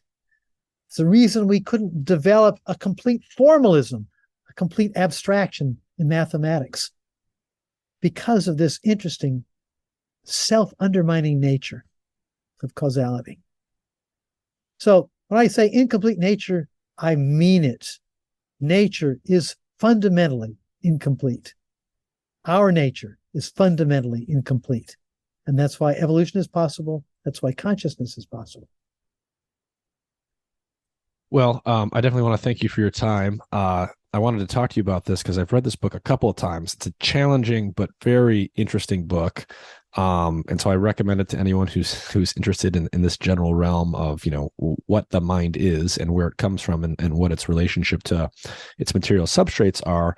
Are you working on anything new that might be coming out in the near future? And if so, what's that all about? Good. I'm just about 2/3 of the way through a book that's titled Falling Up: Inverse Darwinism and Life's Complexity Ratchet. Now, each of these pieces needs to be unpacked a little bit. Falling Up is about the fact that things are beginning to become more and more complex in the living world, but not because of work, not because of forcing them to be more complex. I think the increase of complexity happens spontaneously. I think that the way life works is it's inevitable. Natural selection doesn't necessarily say that things should get more complex. Natural selection says, okay, stuff gets produced and gets selected and gets fitted to the world. Why does it get more complex? Stephen Gould said, well, no, just by random walk, by a drunkard's walk, he called it. Things might tend to walk into increased complexity, but life is not going to get more simple in the simplest life. But it can always get more complex, so that maybe just kind of an increase of entropy like logic produces complexity. This led me to think about something else, which I now call inverse Darwinism. That inverse Darwinism is what drives complexity. Now, this is not to say Darwinism is wrong, or this is not an answer to Darwinism that says Darwinism is wrong. This is about recognizing that something about the Darwinian story also has a complement. You might think about it like we were talking about these complements of self-organizing processes that produce teleodynamic processes. We've always been thinking in the neo-Darwinian world that the complement to selection was random variation, was a generation of mutations, a generation of genetic variation, of recombination. My focus on Evo-Devo over these last few decades and thinking about the developmental process, particularly development of brains, has made me realize that, in effect, that's too simple. That part of the story was not complex enough. Let me give you an example. We've known since the 1960s and 70s, and in fact, some early evidence before this even, that genes can get duplicated by chance. A gene can be copied and plugged in right next to itself. So now you have a redundant copy. One of the things that happens if you have a redundant copy is that if by chance, by error, one of those copies picks up a mutation that makes it not work so well, there's no loss because it's redundant. You've got a redundant copy here. But if that changed it slightly so it doesn't do the original function quite like the first one, it's a change in what you might say nearby that function space that the first one had. But that means that some of what that first one was doing might be done slightly better or differently by this copy. Now that means that the first gene could actually lose some of its capacity because now it's redundantly maintained. What that says is that if things are produced redundantly in living processes, you've got the capacity to allow each of the redundant parts to degenerate a little bit. And if they degenerate, they can also degenerate in ways that complement each other. We've got a lot of examples of this. One of the first ones that bothered me had to do with the fact that we primates, particularly the monkeys and apes, have to eat foods with ascorbic acid, vitamin C in it. If we don't, we get sick and die. In fact, roughly half of Magellan's crew died of scurvy as these circled the world because they weren't getting vitamin C. Our bodies need this antioxidant. All monkeys and apes need that antioxidant in their diet. Dogs and cats don't. In fact, almost all other mammals make their own ascorbic acid. In the 1990s, some Japanese researchers actually found the gene in the rat's genome that produces an enzyme that modifies glucose so it becomes ascorbic acid. There's a gene in most mammals that plays the role in producing ascorbic acid. Well, they took the sequence and they looked for this sequence in other species. They found it in lots of other species.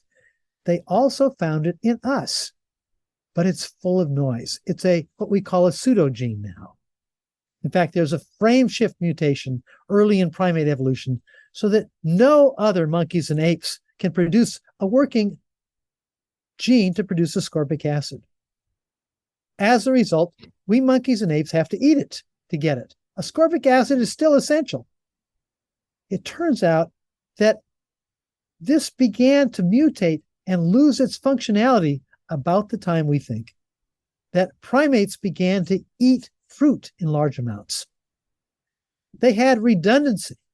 This function was now being reproduced redundantly. Now, if something went wrong with that gene, but you're eating fruit and everybody's eating fruit, the consequences are not going to be too serious. But as it begins to degrade further and further, now you become addicted to fruit. You need vitamin C. What's happened is that as a result, a number of other things changed. Because vitamin C is not going to be always available, I'm going to be competing with birds for fruit. Maybe there needs to be other things that happen. So maybe I have to develop a desire to want those flavors. So let's change some olfactory systems. Let's change some taste receptors so that sour and sweet become much more important, so that they actually become positive stimulation. Let's change color vision.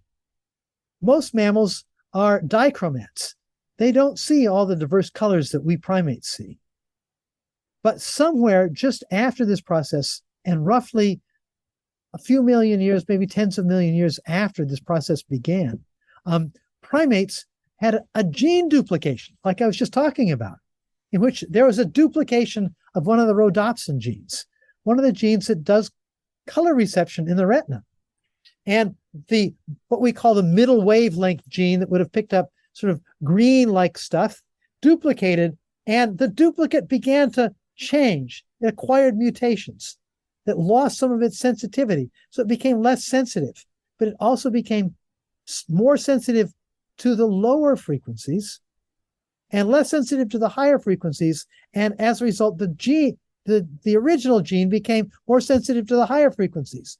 The lower frequencies, longer wavelengths, of course, are in the red zone. Now we have 3 color vision, and we can distinguish all of these color changes. One of the major color changes, of course, that fruit goes through is changing from green to red when it becomes ripe, when it becomes edible. Primates were selected to figure this out. Birds have always had this capability. Most mammals do not have this capability because mammals evolved from nocturnal creatures before the dinosaurs, in which they needed broadly tuned color vision so they could see take in lots of light in the dark. Whereas to see a narrow band of color, you're only taking in a little bit of the light that comes to you. But if you're foraging for fruit in daylight, this can now be an advantage. So here we have a situation where one kind of redundancy, the redundancy of something outside the body, allowed degradation of something inside the body and made us more complex, because now we have more complex vision, more complex taste, in fact, more complex metabolism to deal with dietary vitamin C instead of endogenously produced vitamin C. We became more complex because we lost some function. But that complexity was generated by duplicating things, duplicating this visual gene,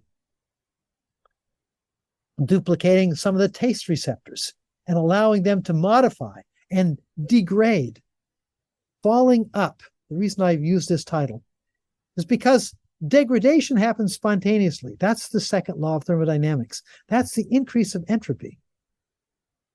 It's curious that that duplication has made degradation possible, which makes complementation possible, which makes increased complexity possible.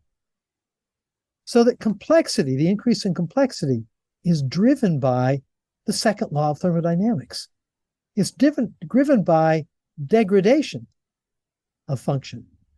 But degradation only works if you're producing excess, if you've got duplicates.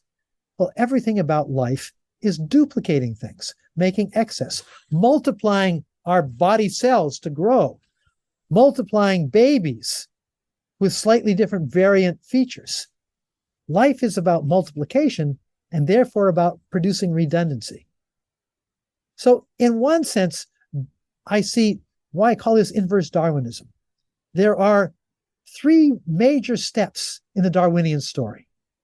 There's duplication, reproduction, multiplication of babies that carry similar traits. There's variation in that process, which is a degradation so that it's not perfect. It's a degraded replication and duplication. The third part of the Darwinian story is malthus. That is, that we overproduce with respect to how many resources are available. We overproduce variety, some of which will be better suited to that world and some not. And therefore selection ensues. And we get better fitting to that world as a result. That's the Darwinian story. But now let's think about the other side of it, the inverse. What makes it the inverse of Darwinism? Cells duplicated, genes are duplicated. That duplication is susceptible to degradation by the second law of thermodynamics. There's degradation. But now the duplicates exist and they're redundant of each other. They're not competing with each other. Inside the body, they're both producing something. And sexual recombination allows us to sort of shuffle them around in different ways, to mix and match. It's a way to discover new synergies. What this says is that it's the Malthusian part that's inverted. It's not that there's not enough resources for everybody to go around, but there's actually surplus. You can play around. It's the play side of evolution, not the work side of evolution. So what that says is that inverse Darwinism is the other half of Darwinism. It's the complementary side of Darwinism. It works the same way. It's just that one is Malthusian and one is not.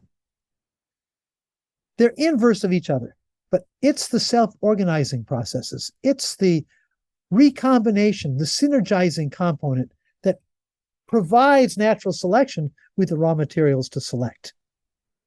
What we've not realized is how complex those processes are at the metabolic level, at the genetic level, at the epigenetic level, at the developmental level. All of these are processes that are inverse Darwinian processes. And I think that it's also a way to think about how brains work. So my next book, again, Falling Up, Inverse Darwinism and Life's Complexity Ratchet. It's a ratchet because once you get this complexity, you can't go back. Once you've lost the ability to produce vitamin C yourself, you can't stop eating it. You're addicted. Once you get more complex, you can't get simpler. It's really costly to get simpler. All right. Well, with that, Terrence, I want to thank you for your time and thank you for your work. So Symbolic Species and Incomplete Nature, two of the most thought-provoking books I've ever read. So those come highly recommended. Obviously, this episode was mostly about Incomplete Nature. Episode 20, which featured Terrence, was mostly about the other book, Symbolic Species. And I look forward to reading the new one when it's finished. New episode coming. Thank you. Okay, bye. Thank you.